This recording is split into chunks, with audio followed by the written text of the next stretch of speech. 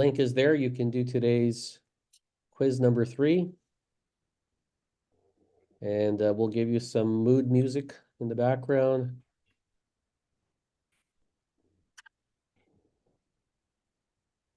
Mohammed's in the waiting room. I'll let him in.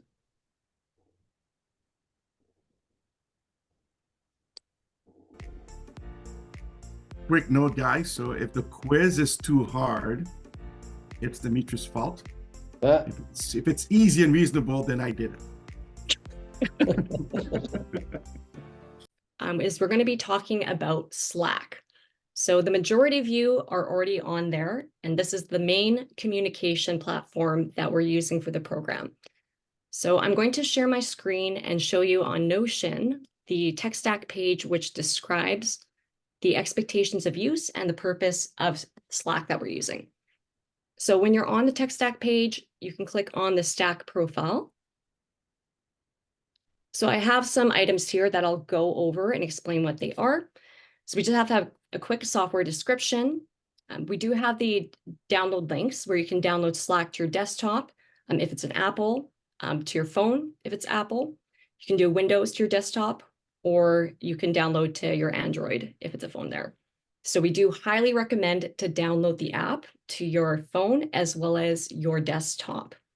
Another really important thing is to make sure that your notifications are on. This is where we are using this platform to communicate any updates in real time. And that way, that's how we stay connected to one another. So you should have received the emailed invitations to join Slack at this point already. So as I've mentioned, daily updates, key learning points, resources will be shared and posted in Slack. You're also encouraged to discuss topics and ask questions to your peers, mentors, as well as the Lab2Market delivery team. So the expectations of use that we have is to accept your emailed invitation and join Slack and create an account prior to the first day of bootcamp. Fantastic job. I think the majority of you have already done that. The next step would be to download Slack to your phone or computer. Ensure that your Slack notifications are on. Check daily and regularly for updates.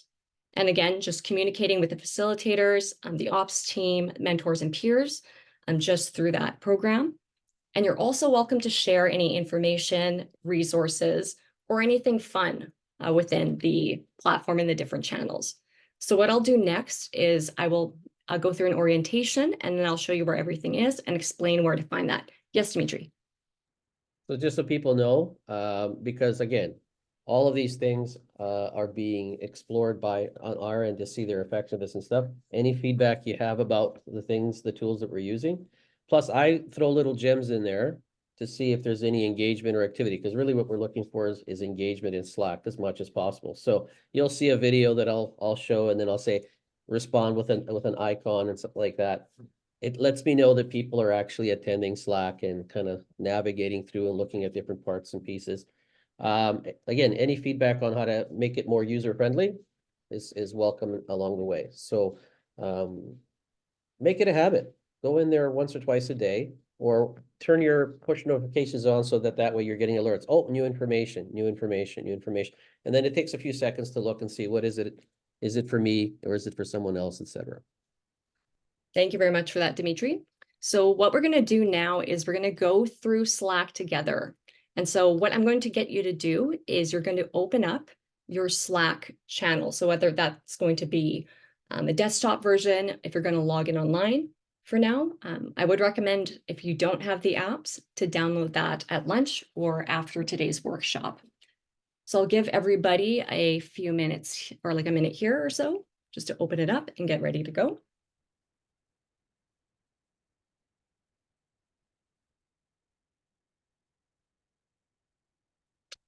And how's everybody doing? Does anybody need a little bit more time to open it up?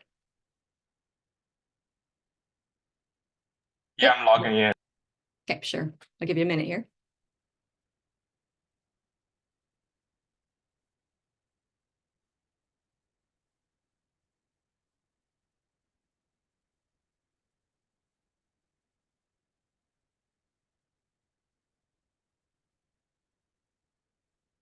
Okay, and are we all ready to go? Okay, I will get started then and explain where things are within Slack. So I'll give you the general orientation. So as you can see, the way it's laid out on the desktop version, this is for Apple, is on the left-hand side, it'll show you the different categories. So you can see the different channels that are created. The ones that we're going to be going over, I'll show you for the Cohort 5. So this channel specifically, there's a description at the top. It's for general announcements about the Cohort 5 program. So this one is good just for any general information about the program specifically at a higher level. The next one that we'll look at is going to be daily program.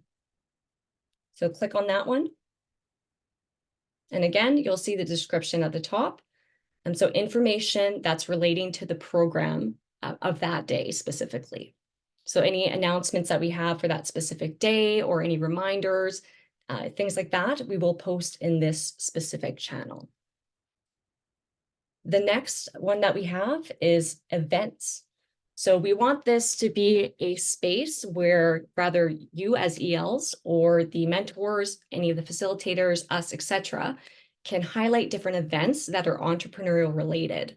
That might be good for people to check out. So it's not exclusive just to the U of M students, for our other students in other provinces as well. You're welcome to share different events that are happening in your province or in your area too. So next after that is we do have the general channel.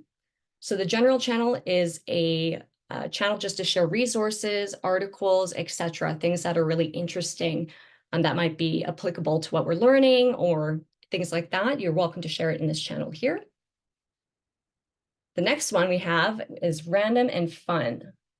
So random and fun. So as you've seen, we've kind of already posted some pet pictures for the animal lovers here. And this is just exactly, it's all in the name. So we just want this to be a channel where we can all connect more so on a personal level. If there's something really cool that you've done in your personal life, if you've gone traveling to somewhere, went to a fun event, or just want to share like something that you've baked that looked really good or a meal that you cooked, please share it here. We'd love to be able to see that.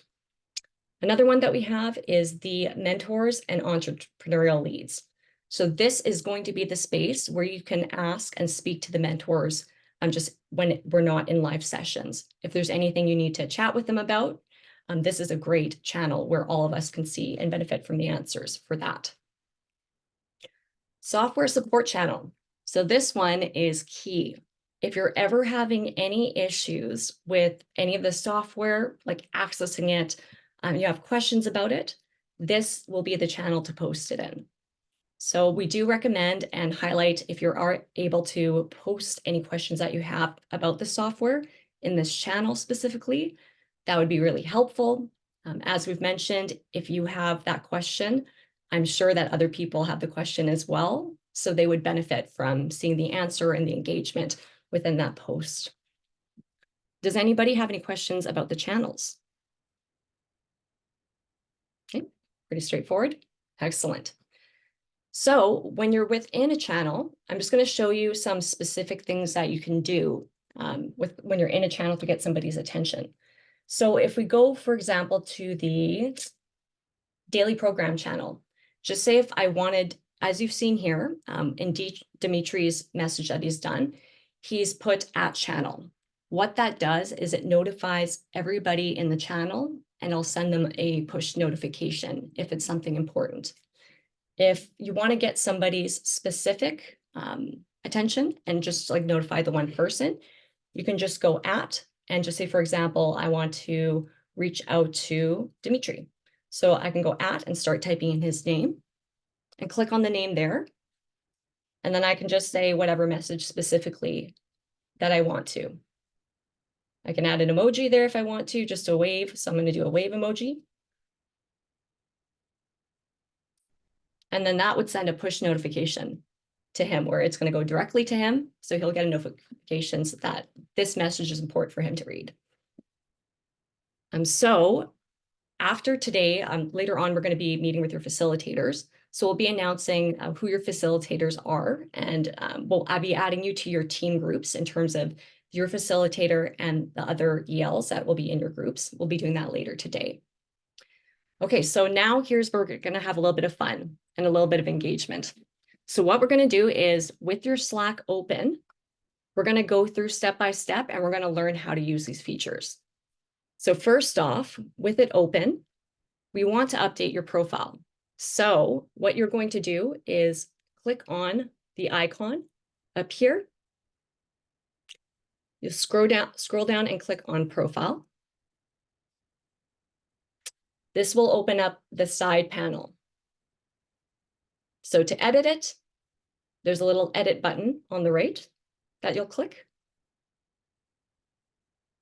So what we want you to do, it will give you a few minutes, is to add your full name at the top, your display name, so your just first name, or if there's a preferred nickname that you want to go by, you can update that. You can put your title if you want, and then also which organization you're with. This is also a really great feature that Slack has. So there's the name recording where you can actually record how to pronunciate your name. And that's something that's a really fantastic feature. I always feel bad when I butcher somebody's name, and I'd love to learn how to pronounce names correctly. So that's something that is a great tool. Another option of what you can do too is you can spell it out phonetically here if you want. So for me, for example, it would be like man, duh, basically. Okay. You can update the time zone if you want to whichever time zone you're in. And then if you happen to have a profile picture or a picture that you can use as your profile, feel free to upload it. If not, you can do that rather at lunch or later on for today. And then you just click Save Changes at the bottom.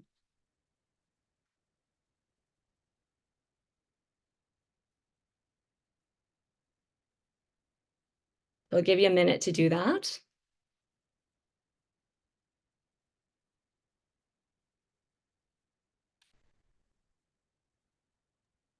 I don't have a selfie right now. Can I just use any pictures? Yeah, well, if you want to, or you can just wait till after the break too, if you want to find a picture at lunch or after the workshop too, and then you can upload it then. Okay, then now I'll just upload whatever picture I have. Sure, The yeah. background. That sounds good. Thank you.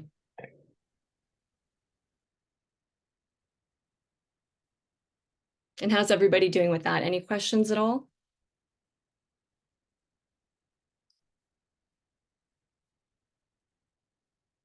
Yeah, don't worry if you don't have a picture handy right off the bat. That's okay. You can always add it on later. But now you know where to find your profile and how to edit there. So that's nice, where we just a little bit more information about each person. So next, what we're going to learn how to do is we're going to learn how to use the search function. So at the top here, you'll see that there is the search bar. So let's just pretend I am going through and I'm like, oh, I want to learn. I know I saw a post about something to do with a video. So I want to figure out what it is. So for example, I think the one I'm looking for is how to not articulate your value proposition video. So I saw that Dimitri posted that yesterday. So I'm typing that in and I can see now that there's a message with that specific title there. Another thing that you can do, so I'll just show you when you click on it, it brings you to that specific message. So that's one way to use the search. Another way to use the search, if I just clear it first, is if I want to find a specific person. So for example, if I want to say, hey, I want to speak with Henry. So I'm going to search his name, and then I'm going to scroll down where I see this individual with the profile right next to it. I'll click that, and that will bring me to a direct chat with Henry. So those are a few ways that you can use the search function.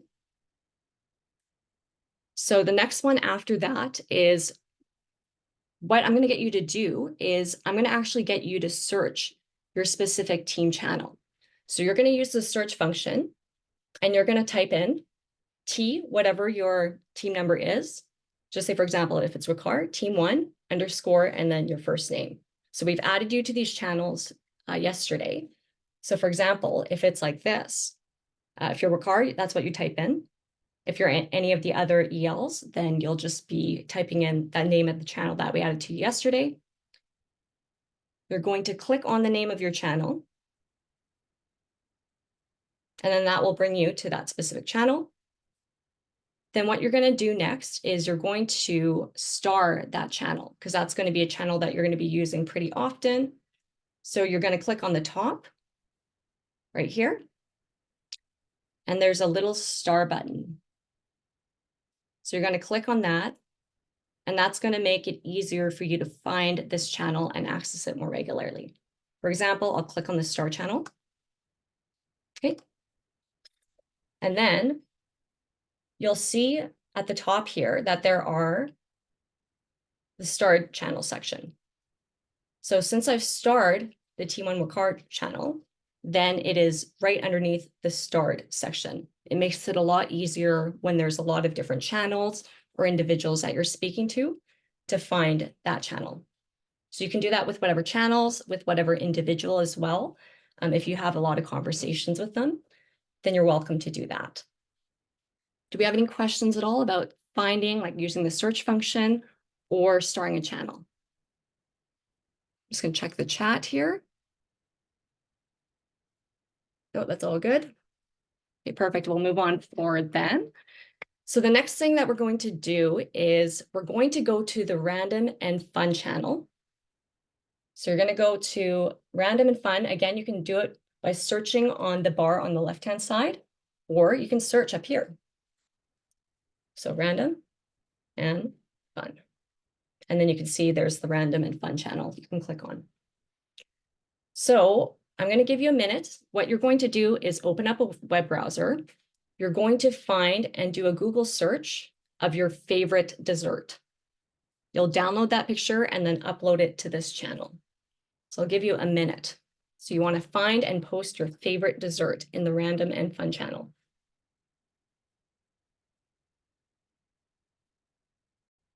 Yum. Okay, maybe this was a bad idea. This is making me hungry.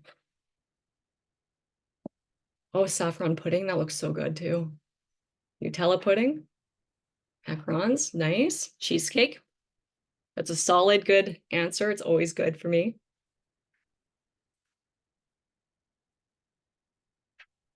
Ooh, yum. Apple pie.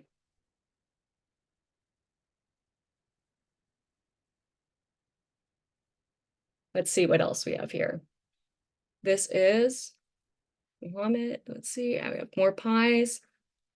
Bengali sweets. Ooh. Yes. Henry, this was a bad idea in hindsight. I want dessert now. And it is not even 10 a.m. Okay, fantastic. Thank you so much for sharing all of those. So it's pretty simple. If you want to post a picture, you just drag and drop it right into the message. Oh my, okay, I got to stop looking at this now. You just drag and drop it into the message, and from there, it's very simple. So now you know how to post a message or upload a picture. What we're going to do next is you are going to look through all the different photos of the desserts, and we're going to learn how to react to that message with an emoji. Some of you have already learned how to do this, but take about a minute or so, look through all the desserts, and the one that catches your eye the most, you can react with whatever emoji that you see fit. We'll move forward then. So we've reacted to the message with an emoji. That's fantastic. What we're going to learn to do next is you are going to direct message me in Slack and just say hi.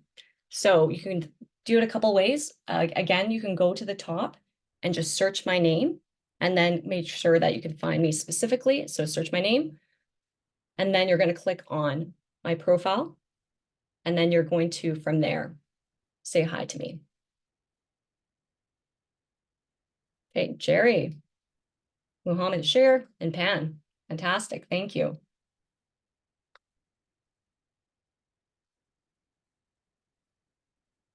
So many highs. Okay, fantastic. You guys all were able to do that and find that quite easily.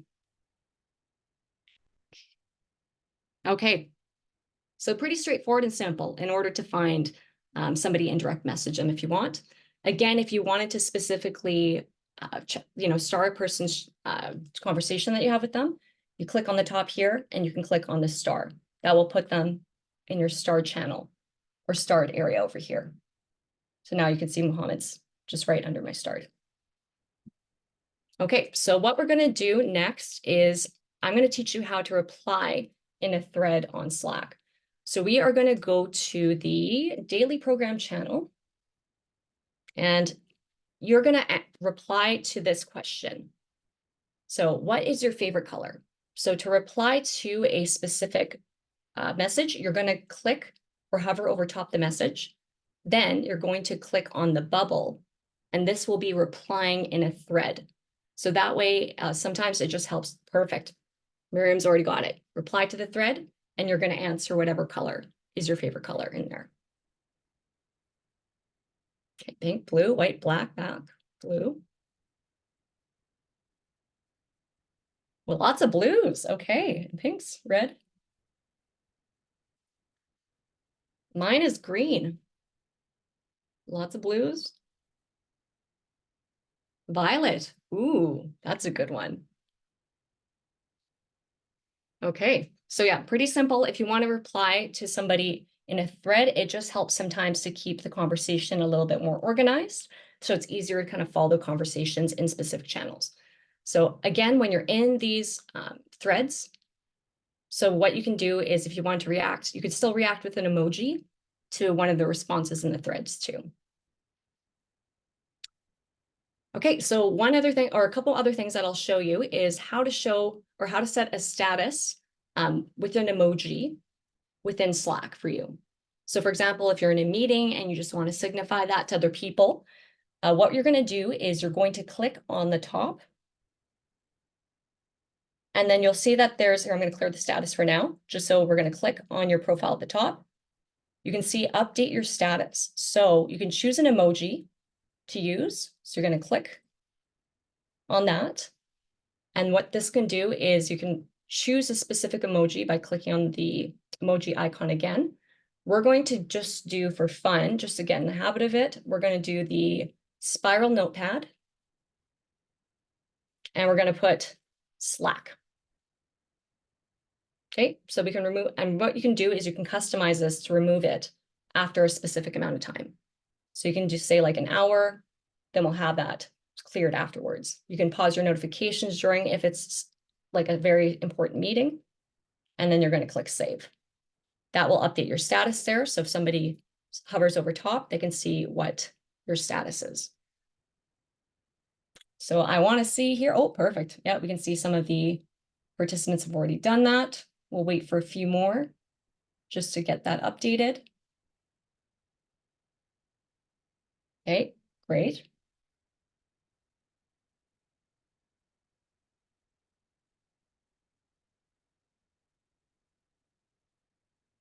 Does anybody have any questions at all with setting your status? No? Okay, so next what we're going to do then, I'm going to show you a feature that is very helpful, especially when you're busy. So just say, for example, with this one here, so Dimitri said yo instead of hi. So that's great. Just say, for example, if it was a request or something that he had a question about, and I'm busy at the moment, but I want to be able to go back to this. A really amazing feature about Slack is they do have a remind me about this or save for later. So just say, for example, if he requested like, hi, Amanda, could you share the recipe of your favorite dessert, pavlova? I'm like, oh, yes, fantastic. I want to do that. I don't have time now. What I can do is hover over the message, go over to the more button, and I can click on remind me about this later. I can customize it for 20 minutes, 1 hour, 3 hours, tomorrow, next week, or if I want to do like a specific time and date, that's not one of these options, you can click on custom. So just say for this, I want to be reminded about this in 1 hour. So what happens is Slack will save that in 1 hour, it will send me a notification within the platform. So this has been a lifesaver for me when I've worked with other software companies. It has been something that has helped keep me on track. So if that's something that would work for you, I highly encourage you to use that. Okay, so how did that go? Did we have any questions at all? So it seems like it was pretty easy to navigate for everybody then? So you're all pros at this point. Okay, fantastic. So if you ever have any questions, like I said, feel free to always reach out to me on Slack on the software support channel. And then if you happen to know the answer and just say if I haven't gone back, you're welcome to also support each other and let them know. But I will do my best to always be able to be online and help you guys out. So that ends the Slack 101 presentation. I'm going to pass it over to Henry for the morning energizer. Wonderful. Thank you, Amanda. All right. Good morning, everyone, again. So I know we have to quick switcheroo to the agenda today. So now we'll do day 4 energizer, and then we'll have a short coffee break at 10 o'clock. And then we'll restart with the activity number 5. And then we'll have a break, and then we'll go for lunch. All right. So let me share my screen.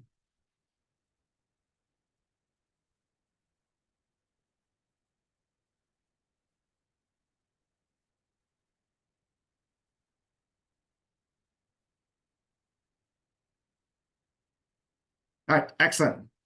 Day 4 energizer. So we're going to cover the power of why this morning. It's obviously based on the book. There's a fantastic book for those interested to take a look at it. So it's The Power of Why by Amanda Lang. Minimize this for a second. Sorry. So we all know why it's so important to ask the critical questions, right? The 5 whys to get to the true root cause, right? So usually the first question you ask may not be the complete answers. So don't be afraid to ask more and more questions. So this portion, I've actually taken it from the Lean Enterprise Teaching. So there's a concept, asking more detailed question, right? So perception and presenting the problems, right? So first step, clarify the problem. It gives you the real problem, understand the way the work is done, part of Gemba, and then the 5 why, right? It gives you direct cause, additional cause, and then you get to the bottom of it. It gets you to the root cause. So our little exercise that we're going to do today, the power of why. So there's a little example on the left. So you are the newly, and of course important to clarify what you are. You are the untrained and clearly incompetent, because your LinkedIn was all BS, safety supervisor. You need to ask the most smart aleck question unmanageable. So post on the chat and be ready to explain some of the questions you may be asking, right? So you are the safety supervisor and you walk to this construction site and that's what you see.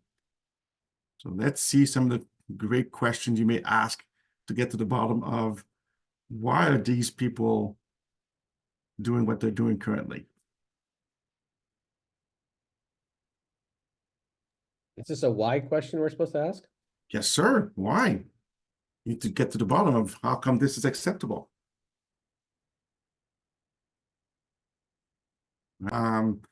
Life is too boring, so I try to keep things light. But the exercise, the energizer today is really to get you guys going, be in a good mindset to undertake the day, and of course the power of why, right? So asking questions. In this example for me would be, where's the supervisor? Has there been any training? Did these gentlemen get any training to do what they do? And obviously stop them and asking, why do they think it's the right thing to do, right? So, and we'll talk a little bit about it a little bit later today once we go into, yes, Dimitri, go ahead. I'm maybe jumping the gun a little bit, but I'm curious. No worries, right. So why do these guys not have the right training? Mm-hmm. If the answer comes back, there was not a budget allocated to it, then my next question would be, why is there not a budget allocated to it? And if the answer is the leadership doesn't deem it important enough, then the next question would be, why does the leadership not deem it important enough? Until we stop, we can't. There's no more why, no more answers, no more why questions. You get to the end of it, and I think that's your root cause, correct? That's correct. So you All keep right. asking until there's Love no. it, love it. Yes, and of course, the challenge is not to stop at the first question, right? Which, like I said, we'll cover it a little bit later during the interview questions exercise. But too many times I've seen either interviews or conversations, and you see it a lot in politics, right? So you get a surface answer that does not really answer the root cause, and then the interviewer just moves on. So your job, as part of this exercise in life and as well as doing Lab2Market, get to the root cause. Don't just take a surface answer that does not really get to the root cause as satisfactory. So you have to keep asking, and that's why they say the 5 whys, right? So there's always more digging required to get to the true root cause, right? So like Dimitri's example, when he said, did they get any training? He said, yeah, we didn't get any training, then it doesn't really tell you what the problem is, right? So the problem could be that they didn't have time to do training. Maybe they didn't have funding to do training, or they had to hire very quickly, or the product was not planned correctly, right? So just stating we didn't get the training does not tell you why. And then what is it that you need to fix in order to remediate the problem? So that's the power of the why, is just to keep asking until you get down to the root cause, and then you know what actions you need to take, okay? So with that, it's 10 on my clock. So let's take, I think about a 15-minute break, right, Amanda? Yeah, it'll be about 17-ish minutes or so. Oh, okay, yeah, somehow my laptop is misbehaving, so I get 10 o'clock. All right, so quick, any questions before we go on break? Any questions, any comments about what we covered this morning, mostly on the Slack? Okay, so yeah, so the only other thing as well I want to reinforce is the quiz, right? So I put in the chat that yes, this is the first iteration of the quizzes. And then once we share the presentations, take a look again at the questions you may have struggled with, and then see if the slides answer those questions. If not, put something in the Slack channel, because I also actually recorded which time exactly on the video I've taken the questions from. So I can also point you guys to which second of the video where the question was taken. But take that first step first. And then if you still have a question, let's continue the conversation on the Slack. And then hopefully we can actually get there. But to Dimitri's point, this is not a quiz that gets recorded and get your final grade. This is just a quick test to test your knowledge of what you watched the night before. Okay, so with that, let's take a 15-minute break. Let's get back at exactly 10:15 Central Time, and then we'll start with exercise activity number 5. Okay, enjoy your break, everybody. I'll put on the clock for you. That cattle call is still gets me edgy. I think Dimitri and Amanda are purposely using it because they know it gets me all going. At least it's not the Shafar call anymore.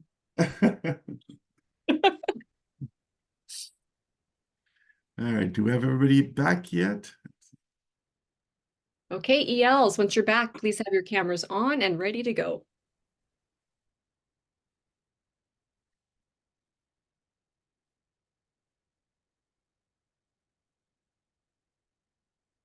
All right, everyone, let's make sure we're all back.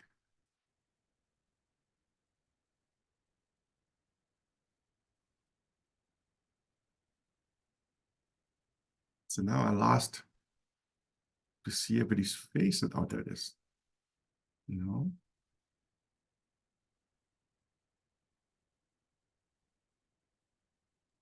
And Henry, I'll keep an eye on the chat to see if there's any questions. Okay, thanks. Now I'm trying to get the view that I can see people, but we'll go with that. So if you have any questions, raise your hand or put things on the chat. But all right, everyone. So today for tool number 5, we'll cover value proposition canvas and questions scripts. Oops. Yes, all right. So the agenda for today, we'll cover very quickly value proposition canvas. We'll do an activity to identify customer profiles.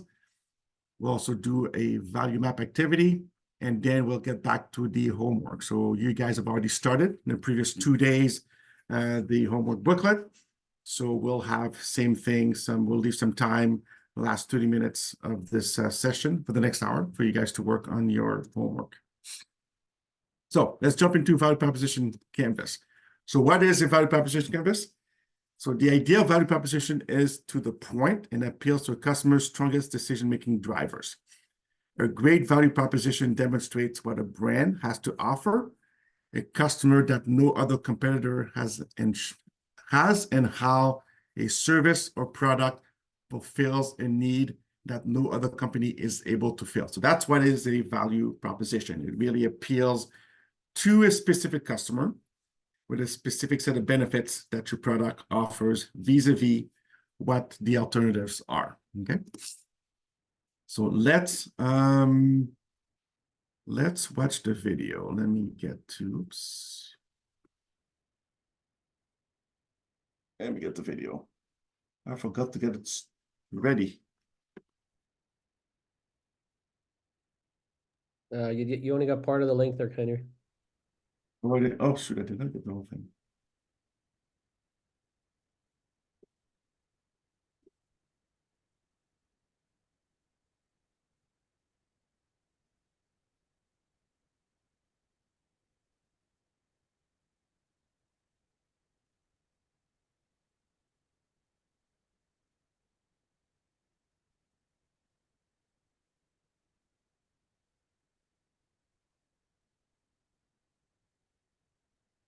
Right. Sorry for the commercial. I mean, I don't mind seeing the cutest dog there. I'm not mad about that. That's okay. Yeah. Every day, companies design products and services to improve their customers' lives. But 72% of new product and service innovations fail to deliver on expectations. This means that customers don't care about 7 out of 10 new products introduced to the market. It doesn't have to be this way. Just like you create value for your business with a business model canvas, there is in fact a tool to intentionally visualize, design, and test how you create value for customers. It's called the Value Proposition Canvas. The Value Proposition Canvas is composed of 2 parts, the customer profile and the value map. With the customer profile, you describe the jobs your customers try to get done. Jobs can be functional, like getting from A to B, social, like impressing friends and colleagues, or emotional, like gaining peace of mind. You highlight your customers' pains, which annoy customers while trying to get the job done. Pains are negative outcomes that customers hope to avoid, like dissatisfaction with existing solutions and challenges, frustrations, risks, or obstacles related to performing a job. And you outline customer gains, which describe how customers measure the success of a job well done. Gains are positive outcomes that customers hope to achieve, like concrete results, benefits, and even aspirations. Use the customer profile to visualize, test, and track your understanding of the people or companies you intend to create value for. It's a map that becomes clearer the more you learn about your customers. The second part of the canvas is the value map. With it, you list the products and services your value proposition builds on. You describe in which way these products, services, and features are pain relievers, how they eliminate, reduce, or minimize pains customers care about, making their life easier. And you outline in which way they are gain creators, how they produce, increase, or maximize outcomes and benefits that your customers expect, desire, or would be surprised by. The value map makes explicit how your products and services relieve pains and create gains. Use it to design, test, and iterate your value proposition until you figure out what resonates with customers. You achieve fit by creating a clear connection between what matters to customers and how your products, services, and features ease pains and create gains. Great value propositions target essential customer jobs, pains, and gains, and do so extremely well. Your customer profile may contain countless jobs, pains, and gains, but your value map highlights which ones you intend to focus on. Don't forget, an outstanding value proposition can still fail if your business model is flawed.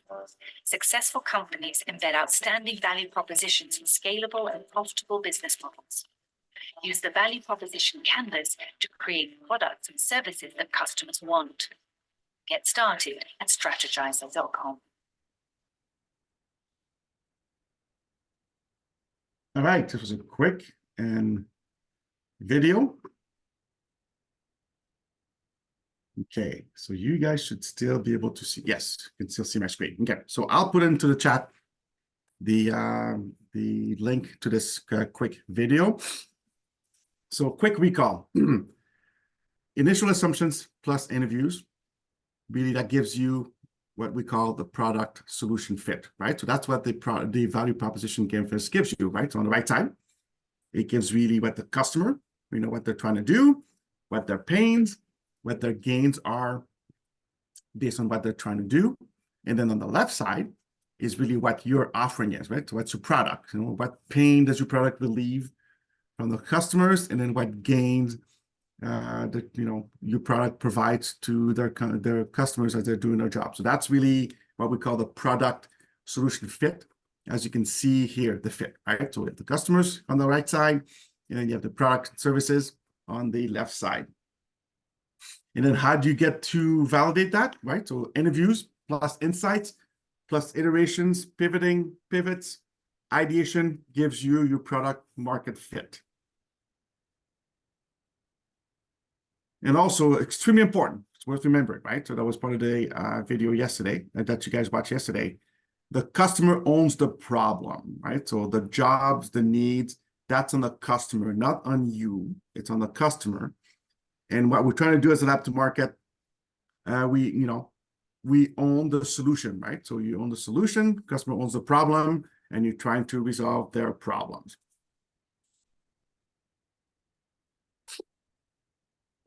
So quickly, as we jump into the activity, right? So at Bootcamp, during Bootcamp, we're trying to get to product problem solution fit. Can I identify a problem or need in the market that enough customers care about?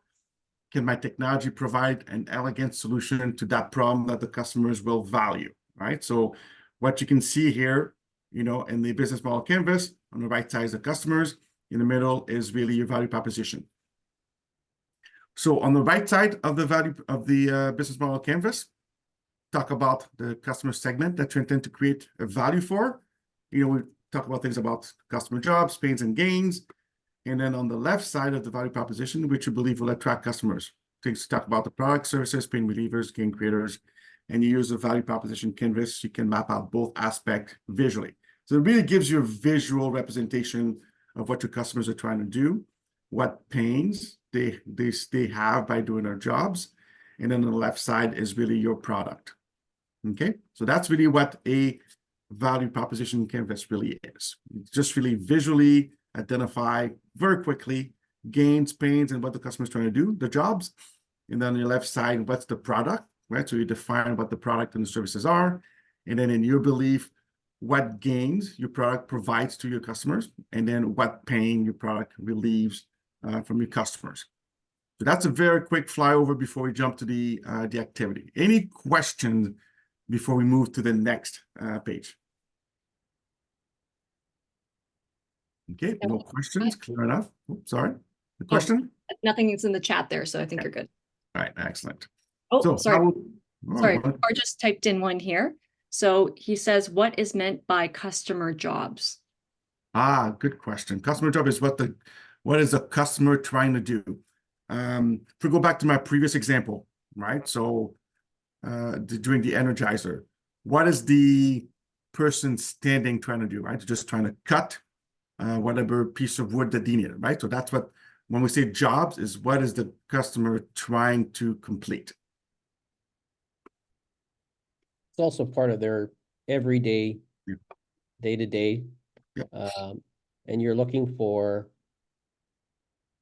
if they're not doing it well, if they don't really have a good solution, how are you going to be better? And if they really value something that they wish they had, how are you going to provide that? And so pains and gains are really associated to those jobs they're trying to get done. Either feel frustrated or they want a better solution than they have. So if we can take this little example that we used during the Energizer, right? So obviously they're trying to cut, they're trying to complete, whatever they're trying to complete. A pain in our example was that, occasionally the person at the bottom gets their rear cut, right? So that would be a pain. So that's kind of how you identify, right? So we identify first, what are your customers trying to do, whichever customer you identify. And then what are the pains, or what are the things that they experience that causes them pain, problems, dissatisfaction. So that's a pain. A gain would be what could make their day better, faster, easier, right? So that's kind of how you define pains and gains. But it starts with, what is the customer trying to do day in and day out? And then what's the pain associated with what they're trying to do? And what pleasers, things that would make their lives better. So how to get a good cut without any bloodshed, right? Yeah, something like that. Right, so we'll jump into a quick activity. So we'll start it individually. So let's take 2 minutes, right? So first task, start by drafting a problem you feel the customer is experiencing that your solution respond to, right? So now I want you guys to think about your technology. What is a problem you feel the customer is experiencing that you think your solution can respond to? Next, as part of this 2 minutes, create a simple customer persona, right? So you need to identify a customer, right? So either the carpenter or the electrician, you need to have a customer in mind. So make sure you write down who that customer is, and then what problem that customer may be experiencing that you believe your technology can respond to, right? So now I want you guys to think specifically about your technology, think about a customer, and then what kind of problem statement the customer will be experiencing. So as you do that in the next 2 minutes, don't be afraid to share in the chat. And I'd like for at least everyone to at least state what that customer is, and then one problem statement in the chat, so we can have some interaction in the chat. So let's take 2 minutes, think about it, and then I would like for each one of you to post at least one customer and one problem for that customer that you have in mind. And of course, I'm cheating here because I worked at Standard Arrow for some years. And Dimitri, good example, right? Circular saw guy, so that's your customer, has a hard time not cutting table guy, but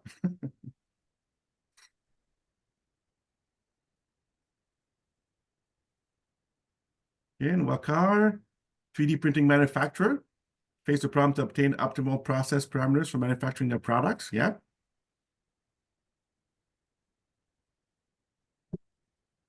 I really like the one you have. I'm hoping I'm pronouncing the name correctly. Problem, older adults, super specific, face challenges to interact with autonomous vehicles without a proper communication medium. Excellent. And then you define what an older adult is. Even better. Great, great way of actually defining the customer. Older adults, 65 and older, travel independently, might have age-related impairments. Fantastic. And Mariam, battery company. So try to be a little bit more specific here, right?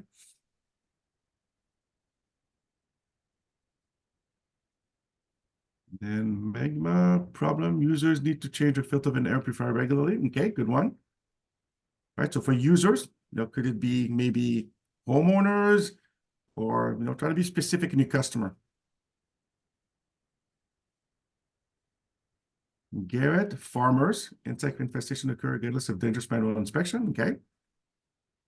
Hey, great example, everyone, right? So everything starts with the customer in mind, right? So you have to know the customer and then what the problem is. And there's different problem hypotheses, right? So if you pick a company, right? So let me take an extreme example, Honeywell, right? They have 100,000 plus employees, while the finance manager has a different day-to-day and different problems compared to me when I was an engineer there, right? So we're trying to be specific about that customer persona. And I think I want to use example of the older adult one, right? So that one was super specific, right? So older adults defined as 65 plus, and they travel independently, and they may have age-related impairments, right? So that is really specific, and you can actually target the right person to interview, and then you can have a hypothesis and a problem statement, right? So trying to be specific about that customer, and then you define a hypothesis of the problem. Good job, everyone. All right, round 2. Use the stickies notes to brainstorm for jobs, right? So you've identified a customer, you hypothesize some problem. Next step, what jobs are they trying to do, right? So same thing, take a minute, post some of on the chat, but document that for yourself in your notes, right? Because there's an exercise in the homework package that is a value proposition canvas. So now with some stickies, use brainstorm, take a minute, jot down a few jobs that your customer is trying to do. Take 60 seconds, same thing, post in the chat, get some of those ideas going. I'll take a look. Okay, good job, Ashir. Yeah, communication service provider, perfect customer definition. And he wants to install a new antenna tower. A great job. Wants to characterize the electrical parameters of the antennas. Yeah. What is stickies? Yes, if you look into the homework package, they should all have that access to that, right, Amanda, from day 2 and day 3? I'll bring up a Yes. sample a little later. Okay. I'm just giving some instructions on how they can access it again. The concept of stickies is typically when you do this exercise, you do it on a big whiteboard, and then you take stickies and then stick it to the appropriate section into your value proposition canvas. So same concept, I would say write it down on a piece of paper or electronically. And then I want you guys to, in your homework book, take the concept of stickies and just write down jobs, write down pains, write down gains of your customer, okay? All right, let's see some activity in the chat, everyone. Just post some of them. Okay, so like I said, we've identified a customer, which is step 1. We then hypothesize some of the problem statement for that customer. Then you identify what jobs they're trying to do. Now the next step is what are the pains and what are some gains. So let's take the next 3 to 4 minutes, write down as many pains and gains of that customer that you think your product might be able to alleviate, right? So you're trying to think of the customer, what jobs they're trying to do, and then you want to hypothesize what are the same pain points in their jobs, and then what things would be gain creators, what thing would delight them in what they're trying to do, right? So take the next 4 minutes, write down as many as you can, post a few in the chat, but don't forget, this exercise is for you, so this is not a waste. So you want to keep that and populate your homework package to start getting some clarity into hypotheses. And then as we get to exercise 6, developing interview questions, right? So you can't get to interview questions without having an hypothesis that you want to validate with your customers.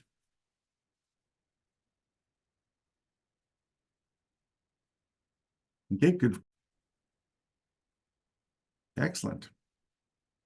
All right, let's see some posting, guys. Great example so far by Mourad Ali. Good job.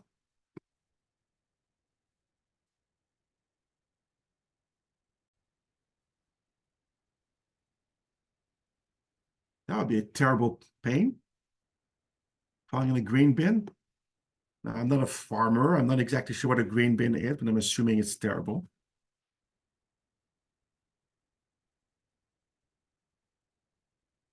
Okay, good job, Wakar.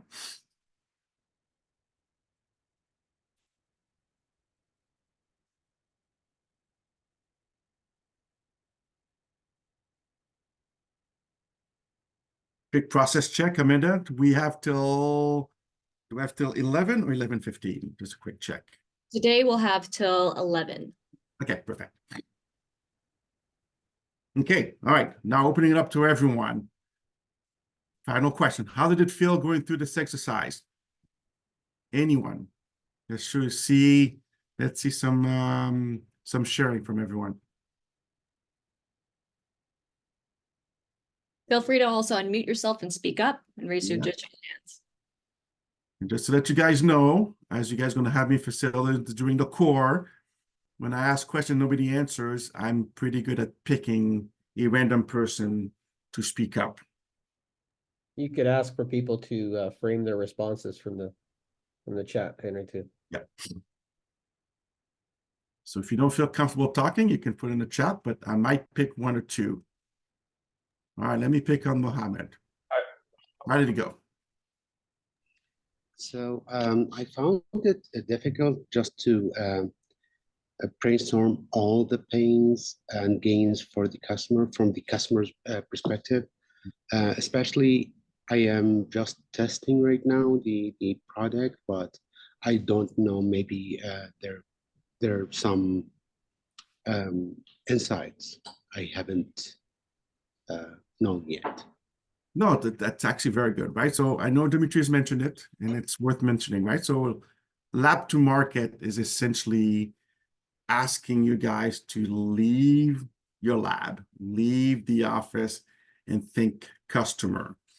And in order to have a successful product that has a product market fit, which we'll cover a little bit later, you have to understand what the customers are going through, right? So yes, you're correct that you're, let's say you're delivering a product for farmers and you're a scientist. You're clearly not a farmer, but this exercise and then the journey of entrepreneur requires you to think and be in the shoes of the customers. So yes, you'll have to hypothesize and you will not get it 100% upfront, which is why you do interviews and you add to your knowledge, you add additional questions to ask future customers, but it's a journey, right? So obviously you're not going to get this right today, but you need to start with some hypotheses to test and then discover more and add to it. Okay, so Cheng Yang had a question. Not necessarily a question, because I have done some interview myself, and we did find some, as I mentioned yesterday, I asked Leah about if we screw up a relationship. Well, we had a good relationship with this company and we screwed it up because we received their product and found it's not very good. So when we get back trying to find for help, and they are not willing, well, they provide some help, but they're not willing to go further, and then our connection just ends there. The thing is, I believe that's probably one of their pain. We are probably not the only people that complained. That's probably, first of all, it's a very expensive product from the States. And we complained, we asked for help. And that's probably because it's a very specific product used for research and defense and microwave, say, communication. I believe if we have problem with it, their bigger client might also have problem with it, say, on the defense industry and the communication industry. So I would put that as one of the pain they would have. And for adopting our stuff, we verified that we have better performance than what they have. So that would be a pain relief. Yeah, absolutely. And I know Dimitri, so no, good example. Thanks, Cheng Yang, for sharing. And I know Dimitri mentioned as well, right? So these are discovery questions you can ask interviewers, right? So if you don't know the end users of your product, that's a question you can ask, right? So that's an hypothesis, but you need to have an hypothesis, right? So you can do some research and have an hypothesis and help to validate, right? Because you have to think of your time with your stakeholders is limited. So you need to figure out how much can you discover on your own and validate, or how much you're just going to get them to help you, right? So it's a balance, right? So if you have 30 minutes with a stakeholder, then you have to be specific with what type of questions you ask and how much you can find on your own. All right, there was a question for Fan. If I recognize multiple pains, should I consider focusing on one of them or try to cover them all? Great, fantastic question. So now, if there's multiple pains, you need to know what they are. And then you need to identify which ones is most impactful and which one's most important and which ones you believe you need to tackle. Because the last thing you want to do is focus on one pain, and if it's a pain that they don't care about. So if there's multiple pains, yes, absolutely, you should know which ones are most impactful and which ones are most worthy of being relieved. So yes, you need to get to all the pains, but you need to be identifying which ones are more important for the customer, right? So in the customer's mind, not which ones you care about, which ones from the customer standpoint, right? So I'll give you an example. My Zoom is terrible, but I only use it for Lab2Market. So I'm just going to deal with it, and I'm not going to take the time to fix it. So to me, that pain, it's a pain, but I'll deal with it because it's only, once a week at best. So it's a pain, but for me, not from all customers, for me, that pain is not worth investing any time to fix it, right? So we all have that in our lives. We have tons of pains that we just put up with and not worth fixing. So same thing on your technology and meeting customers' needs, right? So there will be multiple pains. And obviously, the most impactful one that you solve is really going to be the one most appealing to your customers for them to adopt your technology. Okay, good question. Any other additional questions before we move on? But great question. Just checking the chat to see if there's anything else that I may have missed. No. Okay, let's see. All right, let's go to the next slide. So there's an example of what it would look like, right? So just an example. Start by, like I said, go through the steps again. Defining a problem statement from a customer. Then you go through jobs, pains, and gains, and you just keep moving along, right? So this is what you see in your homework book, and this is what you need to populate. Now let's move to the left side of the value proposition canvas.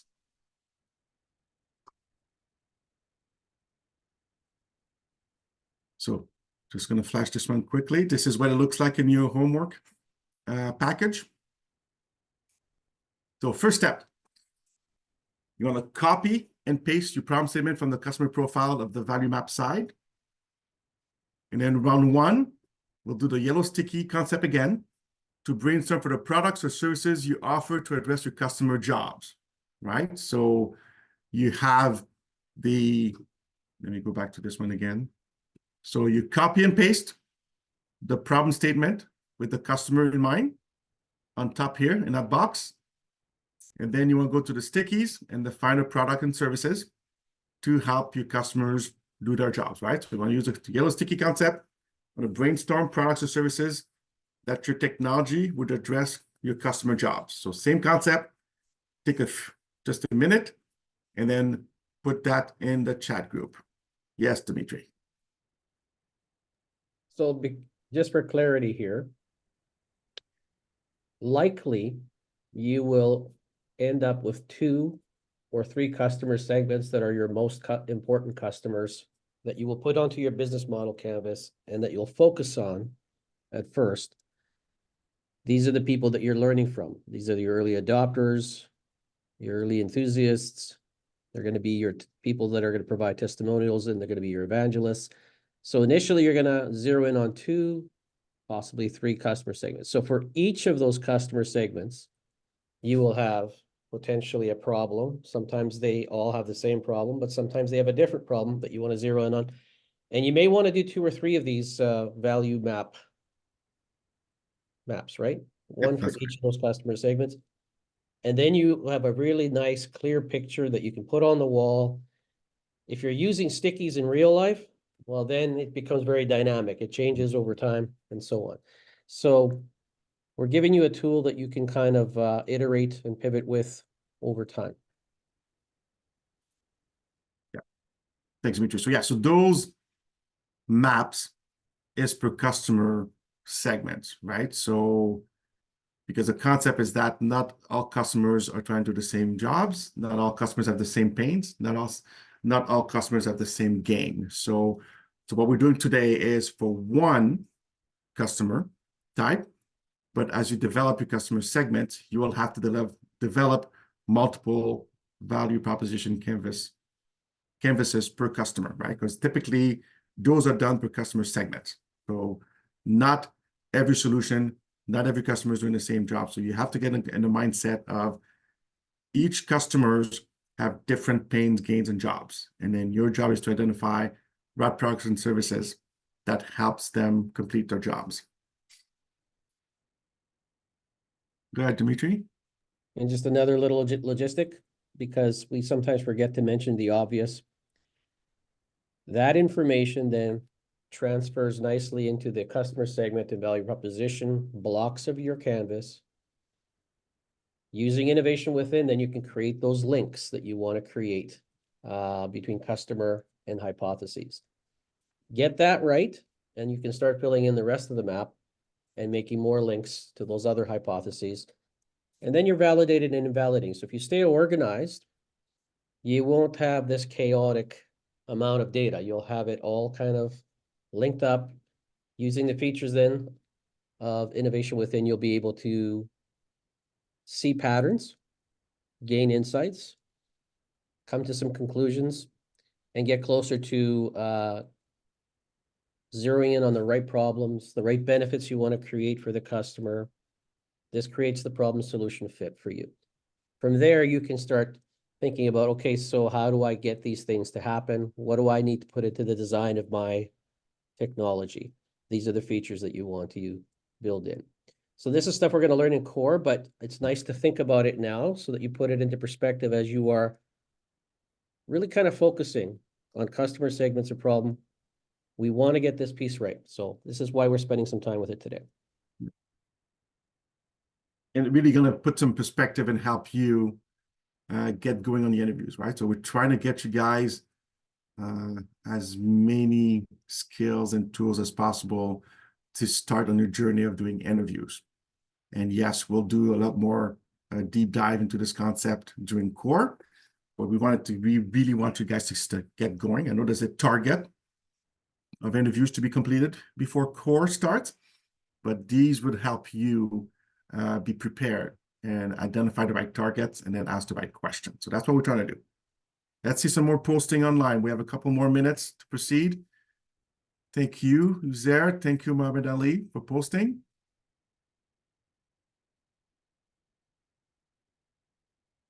So that's a long question. So Uzair, you want to ask a question? Go ahead, ask a question, please. I have a question. So in the round 3, what's the difference between these gains and the other activity where we were also trying to find out the gains? So yeah, so on the gains is from what your product does, right? Because obviously some gains on the customer side, your product may not do those, right? So that's a concept, right? So on the right side is from a customer's perspective. On the left side is on the product and services you're offering, right? Because your product will have limitations. So what gains your product would deliver to the customer, and that will be, a mix of gains that the customers are desiring. But yeah, the left side is based on your product. So this exercise is based on the product and services you intend to deliver. Okay. Yeah, go ahead, Timothy. Got it. Thank you. So I think just to add to that, so I think it was the difference between pain relievers and gains. So pain relievers could be if the pain is that table saw guy gets cut 50% of the time when they're trying to cut a plank in half, we want to relieve that pain somehow. If the gain is we want to find a better way to cut planks than we currently have, then we would switch to a different solution or design using your solution that eliminates, well, we're really kind of a lot of the time zeroing in on eliminating pains. Yeah. That's why we have pain relievers. But gains are like, okay, we're already getting 50% cuts that are successful. We'd like to have 100% cuts successful. That's the gain kind of thing. Okay. So what can we do to make that happen?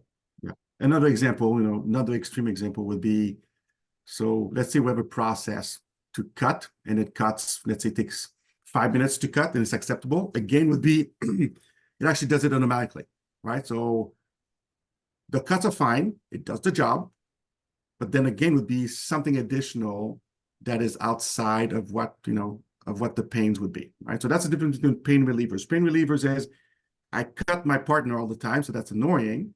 So if I find a way to do the cuts without cutting my partner, so that's a pain reliever. A gain would be, guess what? I don't have to go fetch the circular saw. It's just automatically there and it does the cut, right? So that's the difference between the pain relievers and the gains. Yeah, we save money. We don't even need a circular cut saw guy anymore. Yeah. All right, so somebody raised their hand, so go ahead. I have a question, actually. It's maybe a little bit away from what we are talking, but sometimes some projects can solve problems or can give gains and pain reliever, but in the same time they causes another pains. Maybe it is not as as problematic as that they face. How we can, should we talk about that to the customers, or like how we can put that in what we are doing? Ask more why questions. Yes, you ask more why questions, and Dimitri's correct, but you're on track, right? Because sometimes you're adding a different pain and gain to what the customers are currently living. So this is something more for core, but the question I would ask is this added pain less of an issue to the pain I'm relieving, right? So you need to assess, because if you're solving one pain but you're creating a worse one, naturally, we would think that customers would not be comfortable with that. But that's a question, that's a hypothesis you need to validate. Is the Okay. pain you're causing less than the pain that you're relieving? Absolutely. Okay, and how can I take this information from the interview as well? Yes, yes. Oh. That's a customer validation. Yes, absolutely. So I just want to confirm. So all we have talked about is just a hypothesis, right? Yes, that's right. So it could be a gain and a pain that doesn't exist. That's correct. Yeah. That is correct. So right now you're starting from an hypothesis, right? Because you're assuming a few things, either from your research or from basic knowledge, and then you're trying to get it validated from the interviews with the customers, right? Because you want to make sure you validate. And some questions you may need 2 customers. Some hypotheses you may need 200 and never have it finish, right? So they're not all the same. Some are very obvious. Some are very difficult to discern, but you still need to write them down and make sure you know, as you develop your product, what you're targeting and what the customers care. Okay, we have 2 more minutes. I'm hoping the exercise is clear, right? Like I said, we've covered first customer side on the right, on the left side, your product and services. And obviously you may have different products and services. And then you want to make sure your product and services relieves the customer's pain and then also target the customer gains. That's what you're trying to do. That's what we'll call the fit.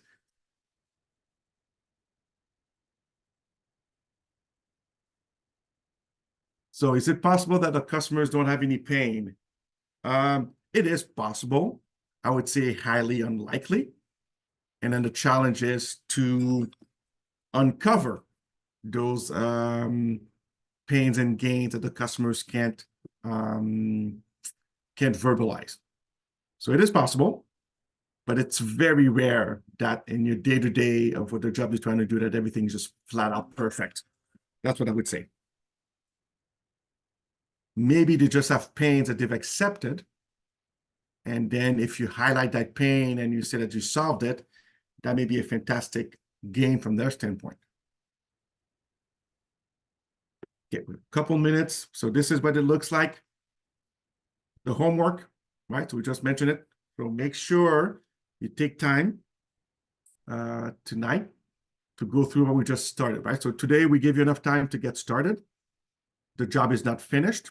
It is forever to be perfected and added and tweaked, validate, etc. Right? So that's what I want you guys to do. Go through what we just covered today. Identify additional customers, additional pains and gains for each of those customers. And then as you have your product and services, how does this product and services actually relieves the pains of the customers and then meets their gains? Any question what the exercise is? And make sure you have that in your homework on your Google folder. And then I will take a look throughout the day to see the progress that you're making. Yes, Dimitri. All right. Are we going on break now? I believe it's break time. All right. So here's, I kind of said it on Slack yesterday, mentioned it at the end of announcements. Some of you are starting to get your backgrounds into Zoom. So remember, I'm asking during this break, go find that background that represents either your personality in some way, your passion, or some special interest. Put it on the background. And also, bring your favorite coffee cup. So as the Greek foodie, I love Greek coffee. Bring it. I'm going to take a little photo up right after the break. I save these photos. It's kind of a community building opportunity. This is our family portrait at this point in the game. So find your favorite coffee cup and put up your favorite background during the break. And when we come back, we'll take a photo and then Henry will take us through his next activity. Enjoy your break. I'll put the timer up for you. All right, look at that. Soccer, I love that. Hockey made it in. Trying to figure out what's behind Miriam's background there. It looks very intriguing. What's behind me is like a battery, and there is like chemical molecules inside it. Oh, All right, It so reflects my project somehow. it shows what you're passionate about, for sure. Henry, you're passionate about Lab2Market? That's great. I'm glad about that. trying Good to to find a hear. way to change it. How about while we're doing this, Azir, what's that behind you there? 3D printer? That's a CMM machine basically. It's used to measure the parts. Ah, yes. This is made on a software on which games are made. It's Yeah. a type of simulation. Thank you for that. Nice. Ashir, are you back yet? There he is. He's on the phone. He's been cutting in and out as he walks through his life and does his multitasking. All right. Everybody stay on camera. What's happened with Muhammad? He's passionate about the fashion that he wears. Oh, look at that. He's got a great little background happening there. Is that just your window?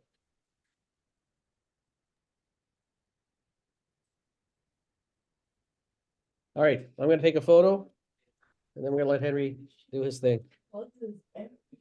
You snooze, you lose. Oh, wait, everybody out your coffee cups and hold them up if you have them. I got mine. All right, I'm almost ready to take the picture. Hold up your coffee cups, make sure they're on camera. 3, 2, 1, smile, everyone. Gotcha. All right, good to go. You're on, Henry. All right. I know what I'm going to do during the lunch break. I need to figure out how to change my background. I don't even know how to do that. I told you guys I'm not a Zoom expert. All right.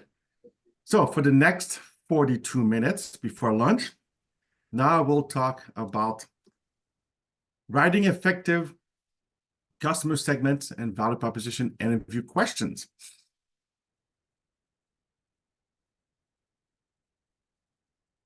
So writing effective interview questions.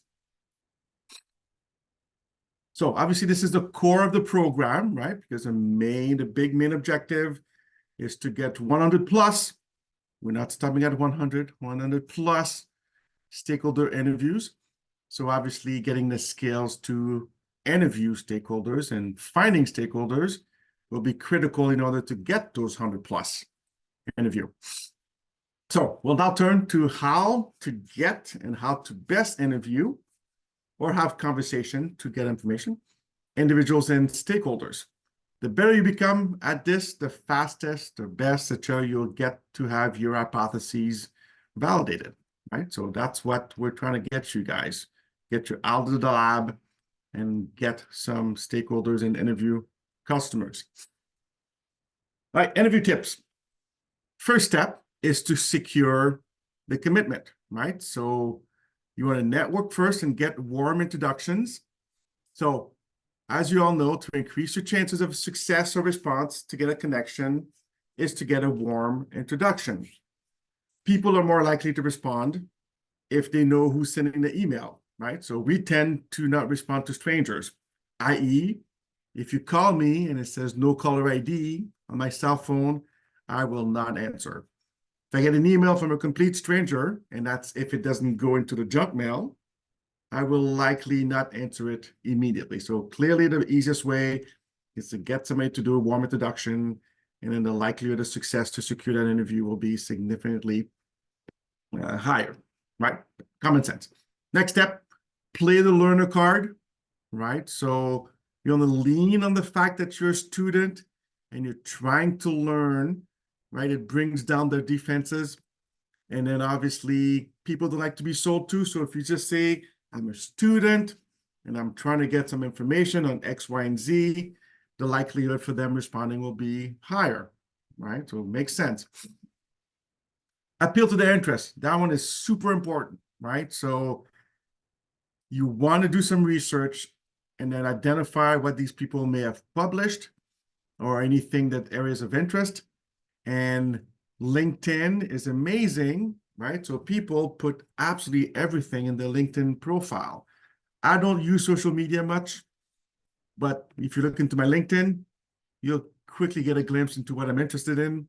So if you send me a request or ask for an interview from me and then you say it's medical devices, and then you're trying to some cool things to help alleviate pains of patients, likelihood of me responding is technically 100%. That's my interest. Anything that is associated with that, I am likely to respond.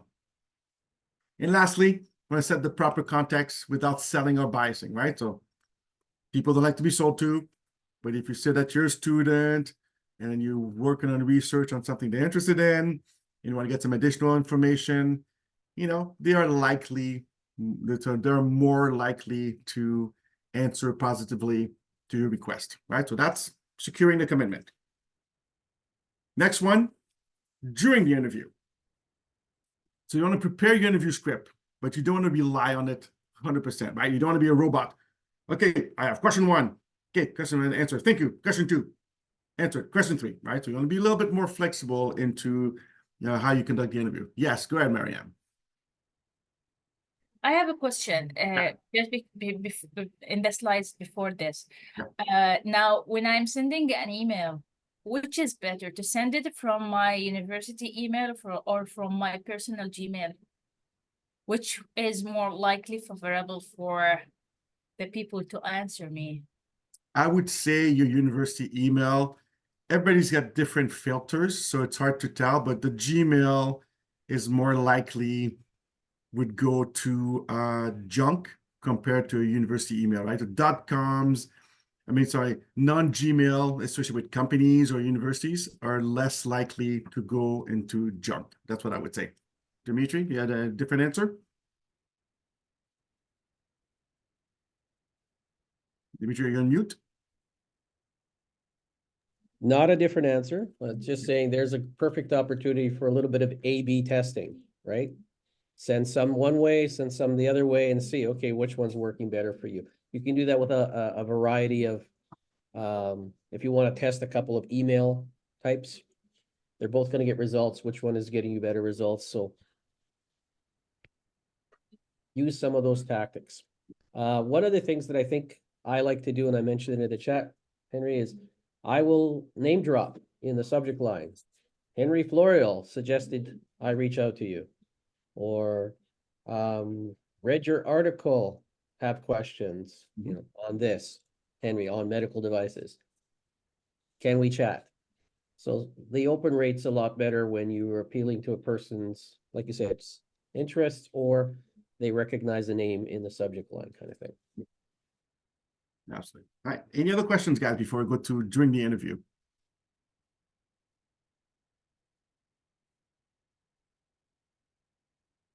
Yeah, good question, I think. So let me just finish this slide quickly, and then I'll answer Mohammed's question, which is actually a very good question, right? So your job as an interviewer, what I call it, you need to learn to tango with your subject, right? So instead of being rigid into asking the same questions to everyone in a rigid manner, just be able to dance with that person, right? So I would be interested in commercial aspects. If you keep asking me questions about manufacturing, I'll get bored and I'll look at my watch, right? So somebody else might be a manufacturing expert and they might have a lot of information on manufacturing. So don't bore them with something that may not be of interest. So you need to learn to listen and then be able to tango with your person that you're interviewing, right? So that's what I would say. Have a script ready. So this way you have something to rely upon, but be ready to flex and move based on how the conversation go. So now related to what Mohammed said about open-ended questions. The reason I want to get to open-ended question is you want to be able to discover things you may not have thought about. So your job during the open-ended question is to actually listen, pick up on what they say, and then pick an area and dig further, right? So if I ramble on for 5 minutes, get your subject back on track, right? Because you don't want to have your subject just ramble on and take over the interview. So you have to be in control, but you need to be able to flex and move and, you know, change based on what the person is responding to you. But if somebody gives you a great long-ended answer based on the open-ended question, pick an area of interest within what they said, right? So you don't have to address everything they've said, but your job is to pick up on what they said and then pick an area to actually dig a little further. Okay, so that's really what the open-ended questions are, because it just gives you an opportunity to hear from them things you may not have thought about, which is why open-ended questions are great. Next one, how many questions should we have normally? There's no right answer. If you have 15 minutes and then I derailed you, then you may only have 2 questions answered, right? So you don't have to have every single question answered. You want to be mindful of the time, and then it's whatever the interests are, right? So if you have 3 questions on commercial and I answer them, and then you try to tackle different topics and I get bored to death, just end the interview, right? So you don't have to have every single question answered by everyone. It's based on the time available, time on how your subject is interacting with you. So just be flexible, right? That's what I said. Be ready to tango, be flexible. Not all interviews are going to be perfect. Not all interviews are going to get every single question answered. Sometimes they might answer you 1 question, but they give you an extremely great insight. I would rather get 1 fantastic insight instead of having 50 questions answered that I already know the answer. That's me. And I interview doctors every day. Every day I talk to a doctor about what they do, and then, we flex. So it's never the same interaction with each customer. One of my good friends, I talked with him early on this morning, unfortunately. I've known him for 15 years. So our conversation goes much more fluid than a new customer that I haven't had a chance to meet. So just be ready to be flexible, be prepared, and then, be ready to dance with your subject. Great questions, though. Great questions. Don't be afraid to raise your hand and ask questions, right? Right, there it is. Some do's, right? So some of them goes without saying. Do your research. On this one, I have to give an example because it's very relevant. So my first job as a marketer, I was going to interview a world-renowned cardiac surgeon. And my boss warned me, he says, Henry, you're going to talk to Dr. Damiano? I'm like, yeah. He was like, oh, be prepared. So I showed up with a great exchange over lunch. So I saw his procedure during the morning, and I asked him a few questions about the procedure. Then he says, had you done your research, you would have known why I did it that way. Now, he was a jerk, but he actually said you should have done research because you didn't have to ask that question. So do research. You might find a jerk that might correct you on that. So be prepared, do some research. Have your interview script refined and ready. We talked about that. Be on time, goes without saying. Have a good positive demeanor to make them want to stay, right? Because if they look at their watch, that means they're bored. You want to ask permission before you start recording. And then you want to send a follow-up thank you note, right? So those are some do's. My additional do is you want to be mindful of their time, right? So if they give you 15 minutes, take 15 minutes, and then at 15 minutes, you ask, do you have more time to continue? And if they say yes, obviously that means they have more time and they actually are enjoying, may not be the right word, but at least they're finding some positive value in continuing to talk, right? So, but If they give you 15 minutes, don't take 20. That's not respectful. So be respectful of their time and ask permission if they want to go over. Make sense? Anybody else? Any other do's? Like I said, this is not a complete list, but those 6, and then the 7th of being mindful of their time, to me, are usually makes from a respectful and positive experience interviewing. Would you add any, Dimitri, Amanda, anything? All right, let's move on to the don't.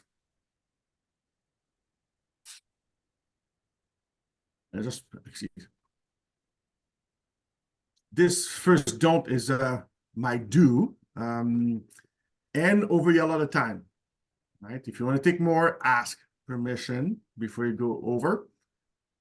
Don't dwell on your technology. You want to talk about the customers, their world, their pains, their gains, right? Not selling, you're asking to get some information. Yes, Amanda, go ahead. So Miriam just had a question about sending a thank you email. So she said, when should I send the thank you email? Great question. I send a thank you email same day. It's fresh. You want to give a quick recap, what you've learned in that thank you email, but absolutely. And then I always say, and I know, so Dimitri, when do we have the interview question script? Is that done already? I can't remember. So I'm going to talk about that at the end of the day announcements. What I'm going to do is I have a couple of handouts that can be supportive in allowing people to, get inspired with what kinds of questions they could ask. Those handouts are pretty much focused on customer segments and value proposition type questions. So you can massage those and make them your own.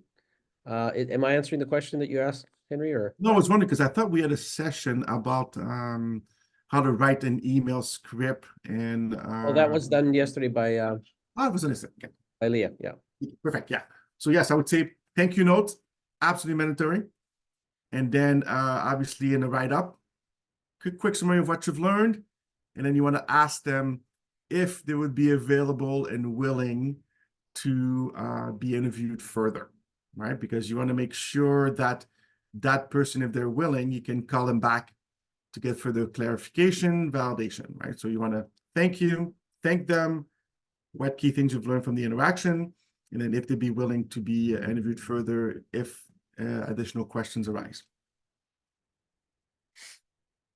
Right, don't be too casual in tone, appearance, and attitude, right? So it's a customer, potential customer, so you want to look professional, right? Don't have to wear a suit and tie, but collared shirt at a minimum for men. So don't be too casual.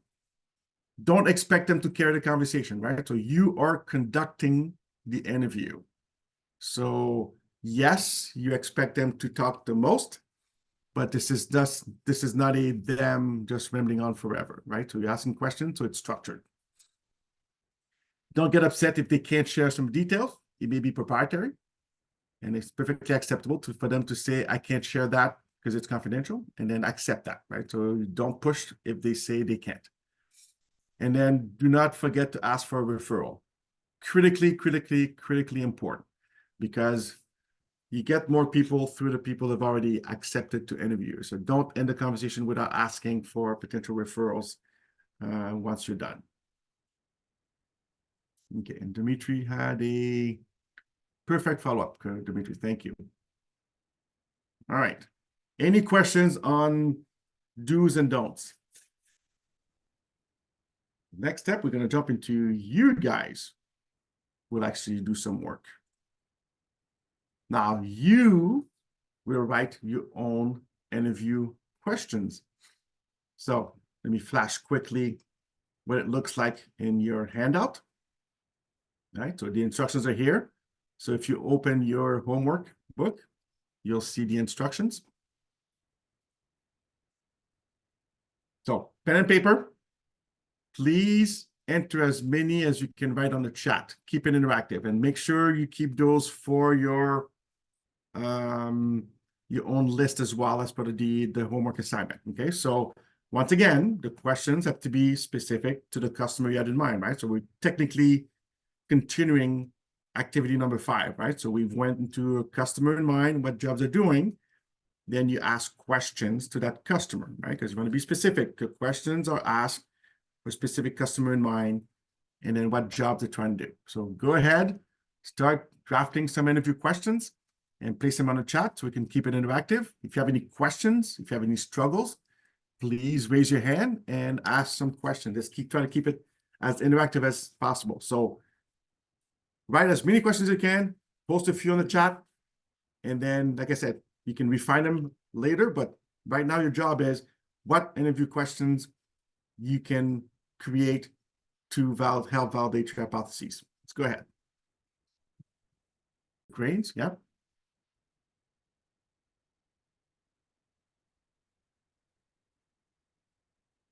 The Valcar, fantastic questions, open-ended, discovery type questions, and then you may be able to discover tons of things you may not have anticipated as you talk to experts. Great question.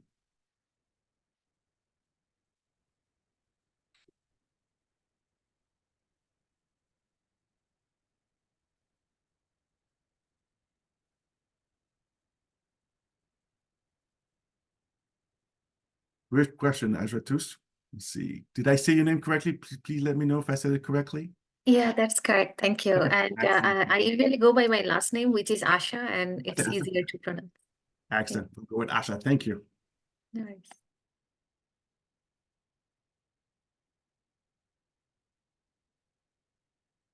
Most important features. Look at Duzer. Look at that. I was amazed when I saw your latest work on X, Y, and Z. And you describe some of the challenges. That's a fantastic question.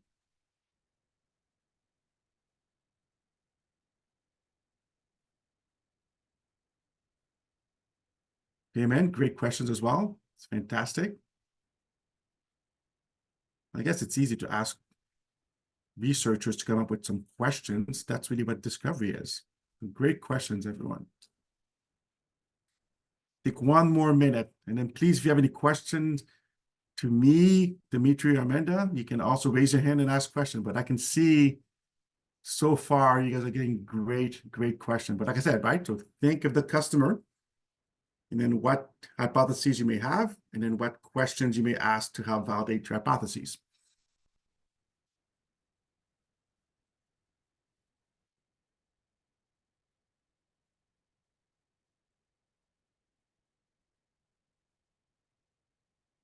All right, let's keep them coming, guys. Let's keep them coming. Let's put some more. Yeah, good question, Marley. Fantastic.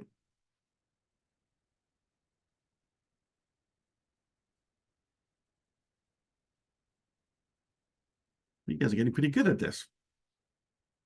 Maybe it was just too easy for you all.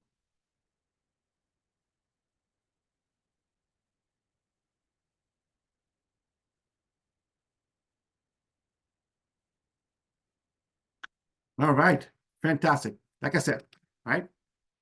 So this is in your homework book.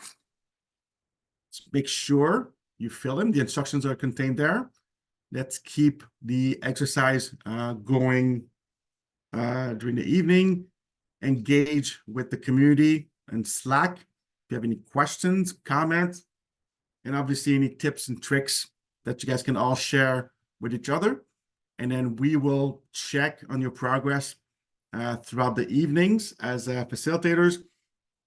And then those are things we're going to be reviewing with you during our first, office hours. So bring those with you, have those questions documented, and be ready to conduct your interviews. But so far, I think a great start. Let's see. Any final questions or comments on this exercise?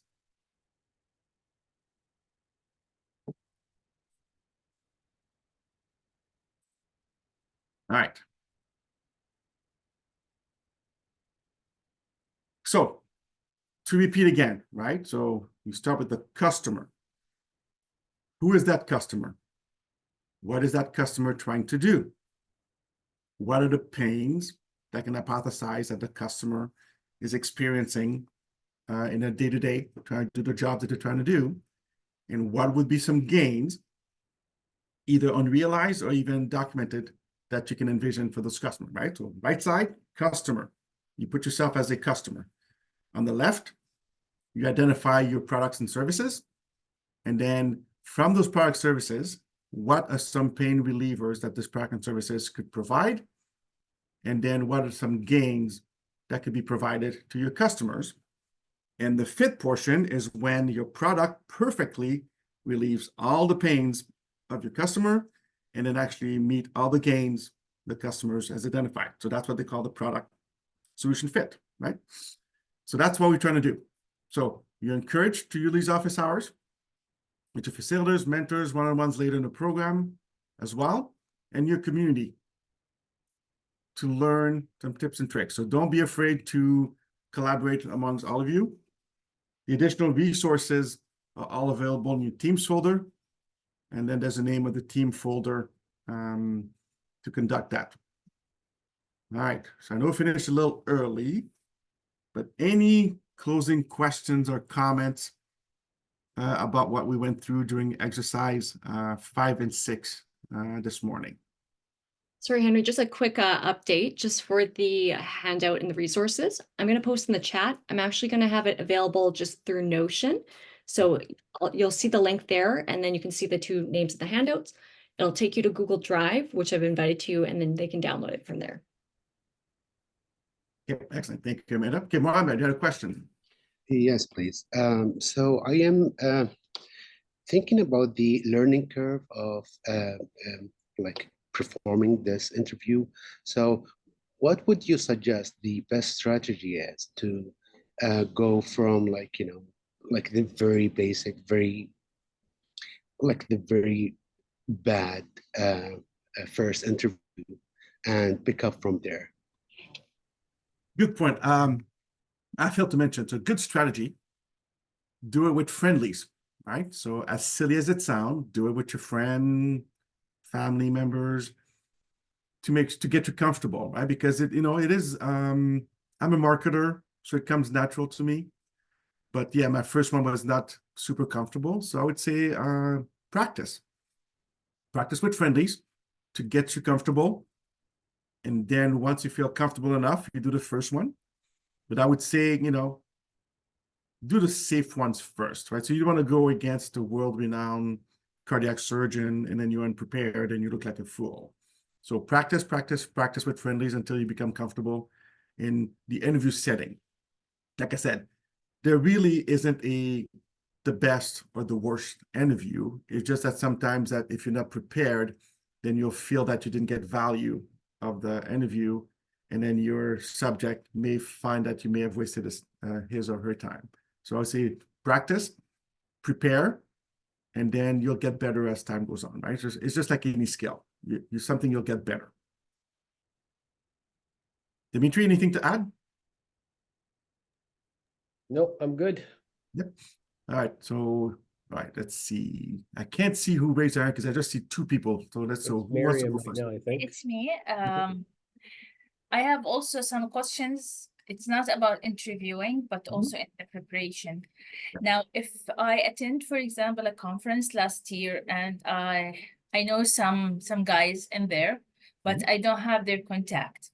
Now, if I want to interview them, should I send in the email that I know them from the conference?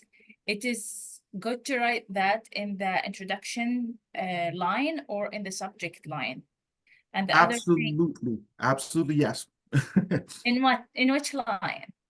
I would say both in the subject and in the body of the text, because this way it can trigger the memory and they're more likely to answer it. Because a lot of people, we all do it. I look at the subject line, and if it seems boring or I don't know that person, I might not answer. But say, we met at conference so-and-so, then, hey, I know that person, right? So yes, I would include it into the subject line to ensure that they're likely going to read the email, and then I'll put it into the body as well. Yeah, that's what I would do. Yeah. Second question you had? Yeah, and the other question, I can assume that PIs from different universities who's working on the binders, for example, are some of our customers, right? Or competitors maybe, right? Yep. The other question, I know these people, or maybe I don't know them, but I know that they know my supervisor. Also, can I write that in both? Yes, absolutely. Like Dimitri said, right? So name drop. I name drop all the time. Hey, a Dr. So-and-so who knows your supervisor. Then suddenly people are more likely to respond. So yes, name drop anybody they may know all the time. Like what you want to do when you're reaching out to strangers is you're trying to make sure that they look at the request and that they respond. So anything to increase the likelihood of them responding, absolutely use it. If they know them, if you know their mother, you'd be surprised how many times that says, hey, I know your brother. Like the brother has nothing to do with my research, but we know each other. And like I said, we're humans. We like familiarity. So yes, anything that can actually reduce the degrees of separation, absolutely use it. Absolutely. Thank you. Yeah. All right. Who else had a question? Hello, Henry. Sorry about my camera problem, and thank you for your lecture. Could you explain more about the customer jobs? I'm confusing with it. So what's the relationship of the customer job and their pains and gains? Actually, I just now I understand that the customer jobs is what the customer have done to solve their pains. But maybe my understanding is wrong. So could you help explain more? Yeah, thank you. No, good question. Good question. So yeah, so the customer job is not directly related to the pain, right? So take an example. Let's take a cardiac surgeon. Let's just pick a crazy example, right? So the cardiac surgeon is trying to, let's say, transplant a heart. Well, a pain is that actually I need to wait for another patient to pass and get the heart brought to me. And then the heart comes to me and I'm stuck there waiting, right? So the pain is that I'm stuck here waiting, but the job I'm trying to do is to transplant a heart, right? So the job is what am I trying to do, right? So cardiac surgeon trying to transplant the heart. The carpenter is trying to cut the plywood. So that's the job. Now the pain is what's associated with trying to do my job every day, all day, right? So what are the problems that I encounter in the attempt of me trying to do my job? Okay, so you always want to think of the job first. What is it? What are they trying to do? And then the pain is, what problem do they encounter while they're trying to do their job? That makes sense? Trying to come up, I think the easiest way is always trying to come up with an example to say job and pains associated with the job they're trying to do. Dimitri, you have something to add to it?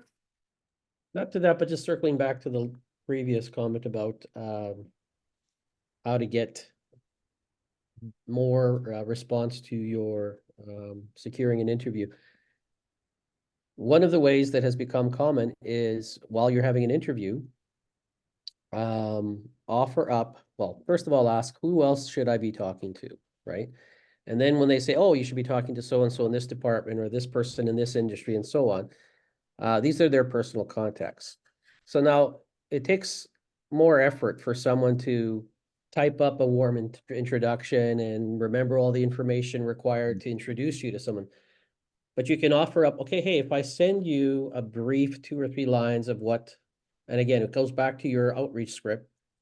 Can you then forward that and say, let me introduce you to, and then they say to you, let me also introduce you to, I leave it up to you to get to connect with each other. That type of referral where when it's coming directly from the person that they know ensures a really good response rate. So if you can kind of finagle the person you're interviewing into saying, hey, I really want to help you, sure, send me that information and I'll forward it to the right people.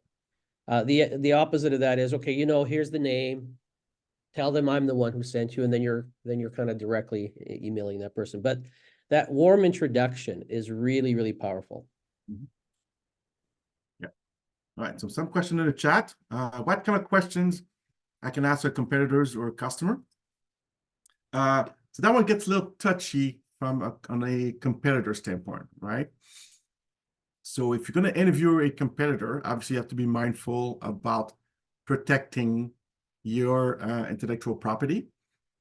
And then you let the competitor answer what they feel comfortable. Now, just to give you an idea, if a competitor calls me and asks me questions, I will likely not take an interview personally, because I personally don't see anything to gain giving information to a competitor, but that's just me.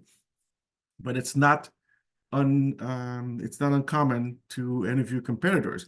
Now, type of question we'd ask to a competitor about the market, about the customers, right? So we're trying to stay away from their technology, from their product, but you can ask about the customers in general, about the market in general, about big changes happening to the market.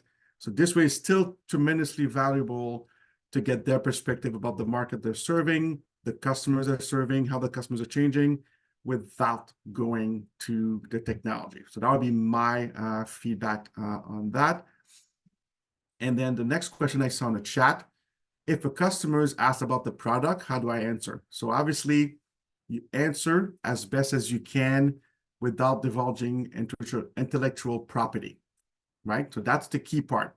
You should be able to tell a customer that I'm working in a technology that can actually help complete heart transplants faster.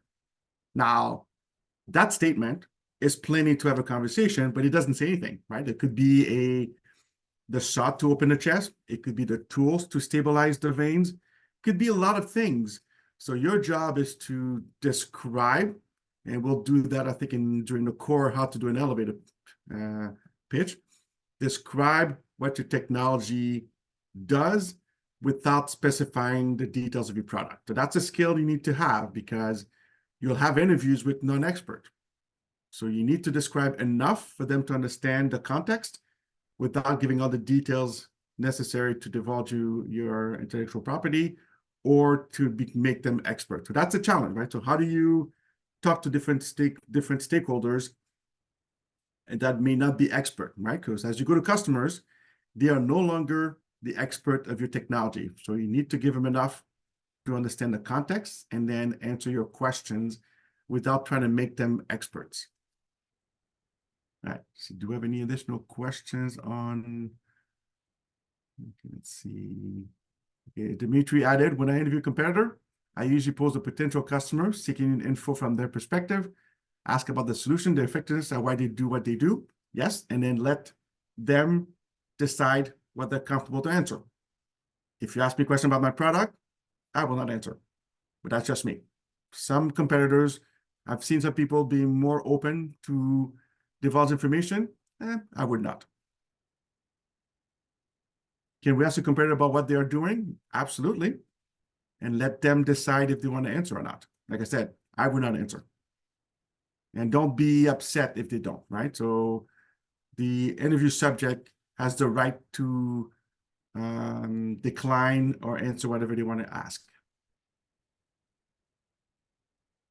Okay. Any other questions? Anything at all to get you guys ready to go out there and start doing an interview? I have a question. So as far as I understood, that all the participants are actually giving us information in the interviews voluntarily, right? Like we're not, okay.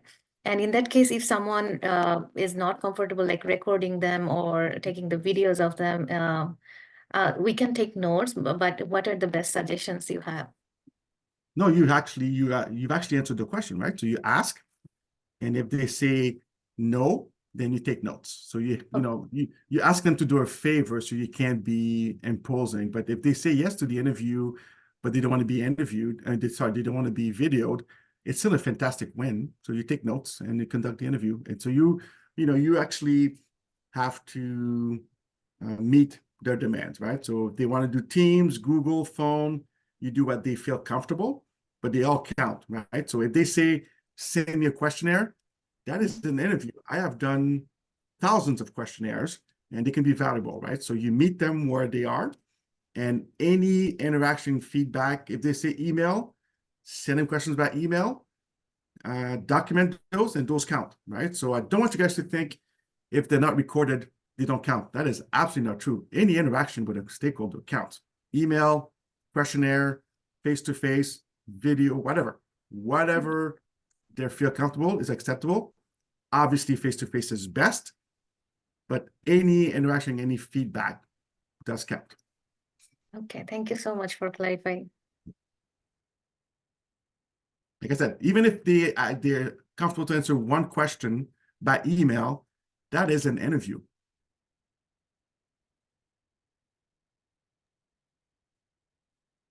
Any other questions? 2 minutes.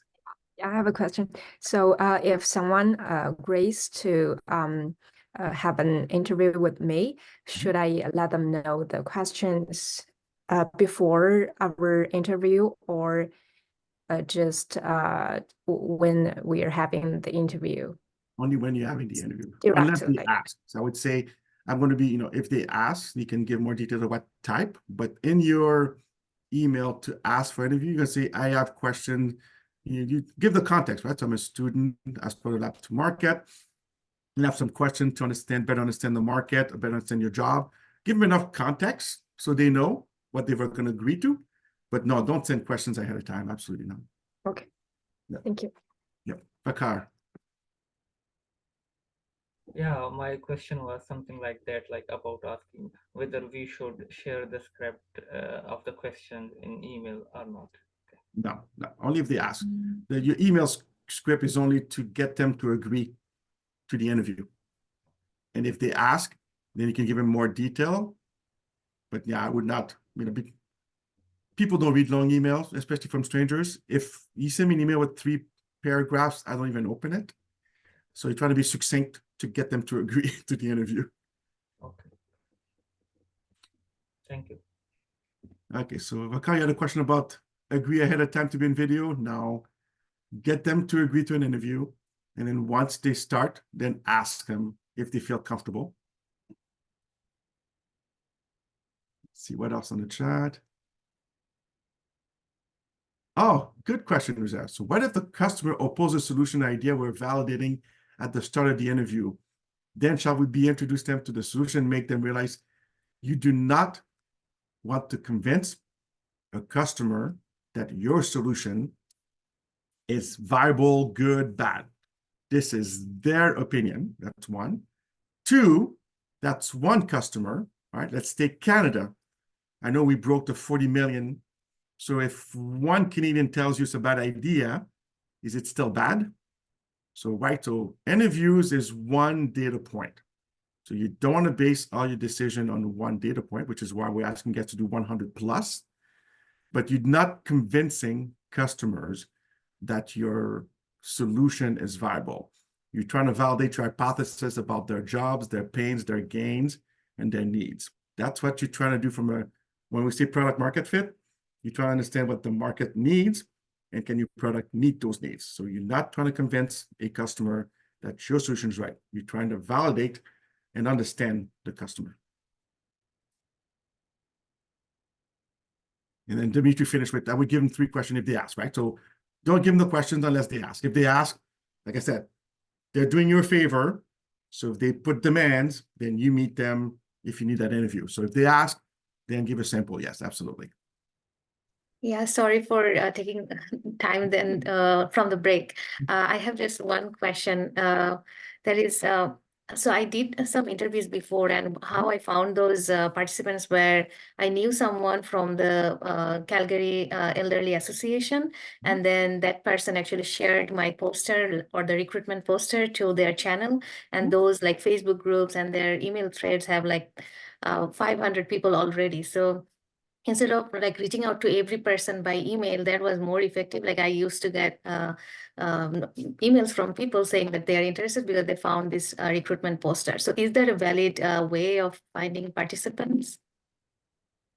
Yes, that's fantastic, right? So you're right. If you're aware of a Facebook group or a You know, let's say sometimes there's WhatsApp groups. There's also association. If they allow you to send mass email, absolutely take the opportunity to do that, right? So, you know, it depends, right? So if you go to an association and they have 1,000+ members and they allow you to post, absolutely do that. It's way more effective. So this way they self-select, right? So self-selecting is easier than begging them to participate. So I would say as you're targeting and trying to build your CRM, you have to leverage all the opportunities you want to conduct interviews. So association, WhatsApp, Facebook groups, whatever you can do to spread the requests for interviews, use them. LinkedIn is fantastic. I've seen people post on LinkedIn, they're doing research on X, Y, and Z. It works. You know, if I'm interested in it and I see it, 15 minutes, I'm likely to respond. And especially on LinkedIn, they do have subgroups on LinkedIn that you could, with the LinkedIn Premium membership, that you could post on a select group based on interest. So there are some interest groups in LinkedIn that you can take advantage of, and then you can post to all those people that have actually decided to be part of a subgroup. Yeah, thank you. All right. So let's continue on the chat and on Slack if you have additional questions. But I want you to feel comfortable to reach out to people and start the journey of interview. And then start with friendlies if you feel uncomfortable. But the key is don't be afraid that you feel that you need to be perfect to start. Whenever you start, feel comfortable to ask questions, start. The key part is start, and you'll get better at it. And then by the end of this program, you'll be experts, trust me. So, but you need to start, right? So don't wait. Start as quickly as you can. Be prepared, but start quickly as you can to get comfortable. And then the first one you get, you might get some referrals, and then it's just snowball effect. So you need to start to get going. All right. Any final question? Oh, sorry. I need to pass it because it's lunchtime. Need to pass on to Amanda or Dimitri before we go to lunch. Dimitri, did you want to speak on this? Yeah, I just put it up quickly. This is what I've shared with the facilitators for this afternoon. So I'm just putting eyes on it for you guys as you go to lunch. Be prepared to chat about these items, and really the facilitators are going to lead this, but you know, posture yourselves ready to respond and ask questions about these things. Other than that, bon appetit, and have a good lunch. We'll see you at 1 o'clock. Andrea, let us know if you can hear us yet. Did you make it in the room yet? Yep, I can hear you. Okay, good. So this is just a quick glance at what you guys are kind of loosely focused on. Make sure you have your students scheduled. Yeah, it's more of like a meet and greet, get to know each other. It's the first time you get to see each other as a team. There's 3 teams.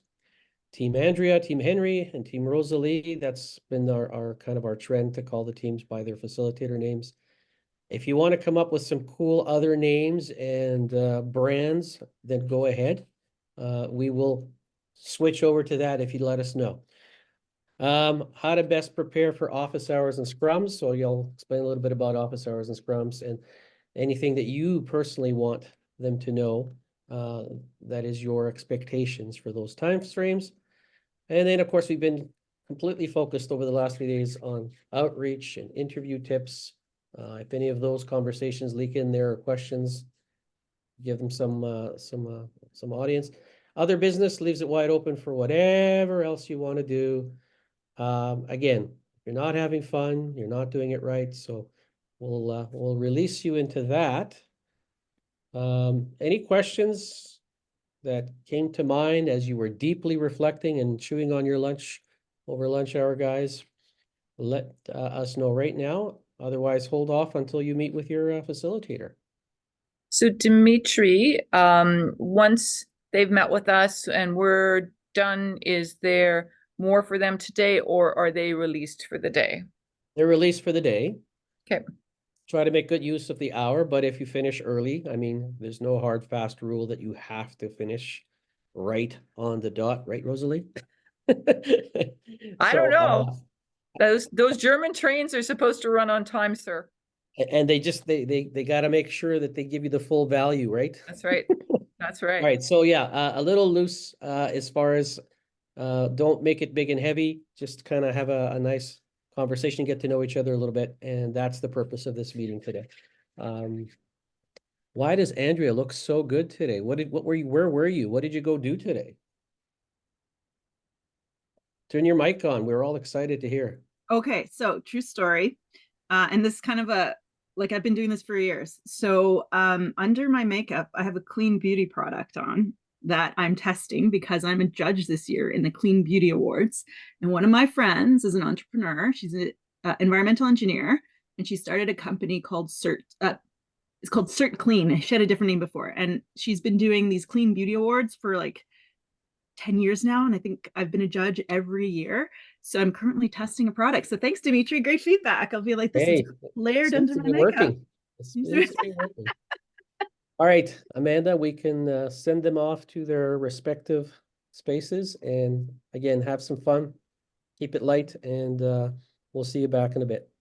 Enjoy getting to know one another. And like Dimitri mentioned, if you want to come up with a collaborative team name, other than Team Andrea, Team Henry, and Team Rosalie, feel free to do that within the groups. And then just let us know, just rather through Slack or somewhere else, and we'll update your team names in Slack for you. Yes. Team Phoenix. Whatever. Rising from the ashes. Team Dragon. There we go. Team in a Lab2Market scenario, going through all the motions that you would be going through during Validate. And kind of role playing out what happens. Wesley does a great job of talking about some of the things as he's telling the story and so on. The handouts that you need. Amanda, I believe that you put some information in Slack, but really it's all about going to Notions, going to Bootcamp, and then going to the resources folder, correct? Yep. Okay, if you can conceptualize that, then go there and grab these two. So what are these things? The handout interview quick reference, 1 page, best practices and some things. The helper questions, 4 pages of CS and VP type questions. They're generalized questions from the industry, so you can massage them so that they fit your technology and the kinds of questions you want to ask, but similar type questions. So those are starters for you. The CRM challenge is for 10 p.m. deadline on Friday. We gave you a little bit of a sneak peek ahead of time. 50 names. Try to fill in. You don't get the $10 credit for your Tim Hortons card unless you have the name, maybe the position, the company, and contact information. So those fields should be filled in at least. You don't have to go right across the CRM and fill everything in, but fill in those fields. Yes, there's a question. Hi, I was actually looking through the LinkedIn and I was unable to find the email of the person. Sorry, the link. You were looking for what? For finding the email, we have to send a message to the person. Oh, you're having a hard time finding the person's email. Yeah, it's in the not always LinkedIn. available. It's All not right, always so available. if available is what I put in brackets. If you can get it, put it in.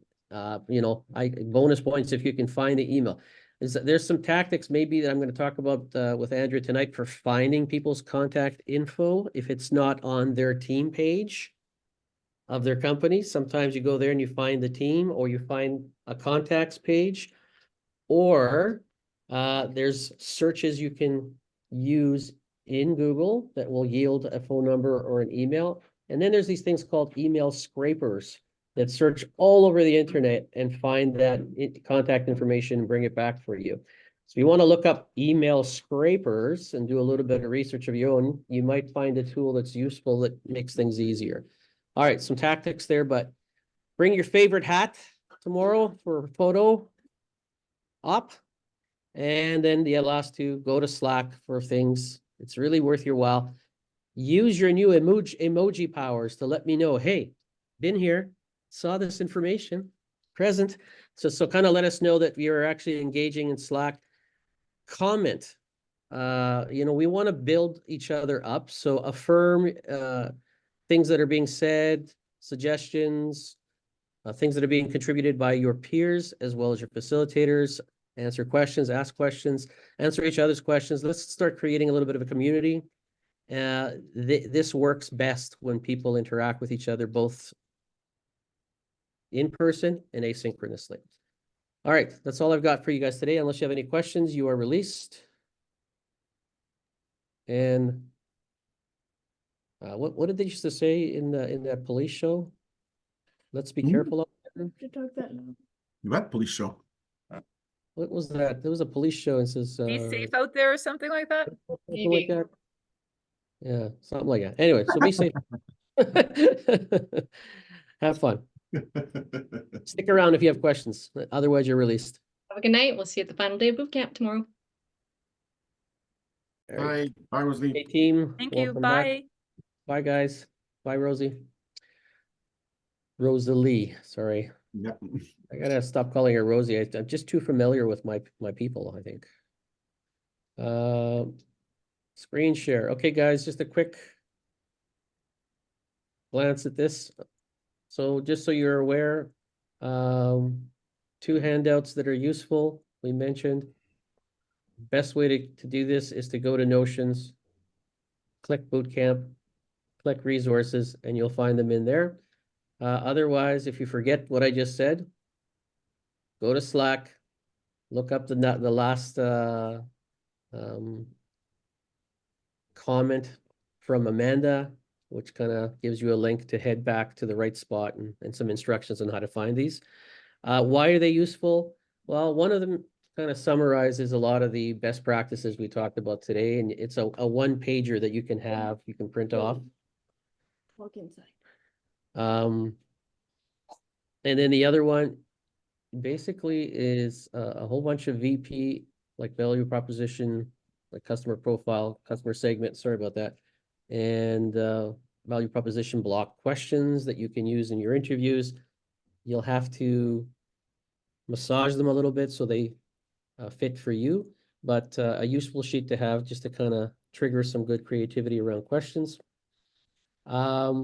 Watch the value proposition. There's no quiz for this tomorrow, I don't think, is there? No, there is, right? Yeah, there is. Anyway, so watch that one. It's a shorter one, so hopefully you'll be able to fit it in. It's a good simulation to watch and to just kind of live vicariously through Wesley's storytelling. Bring your favorite hat tomorrow. You can remember one thing, at least remember that. And I'll take another photo. The last 2 points are things we've been talking about. So use your Slack and have fun.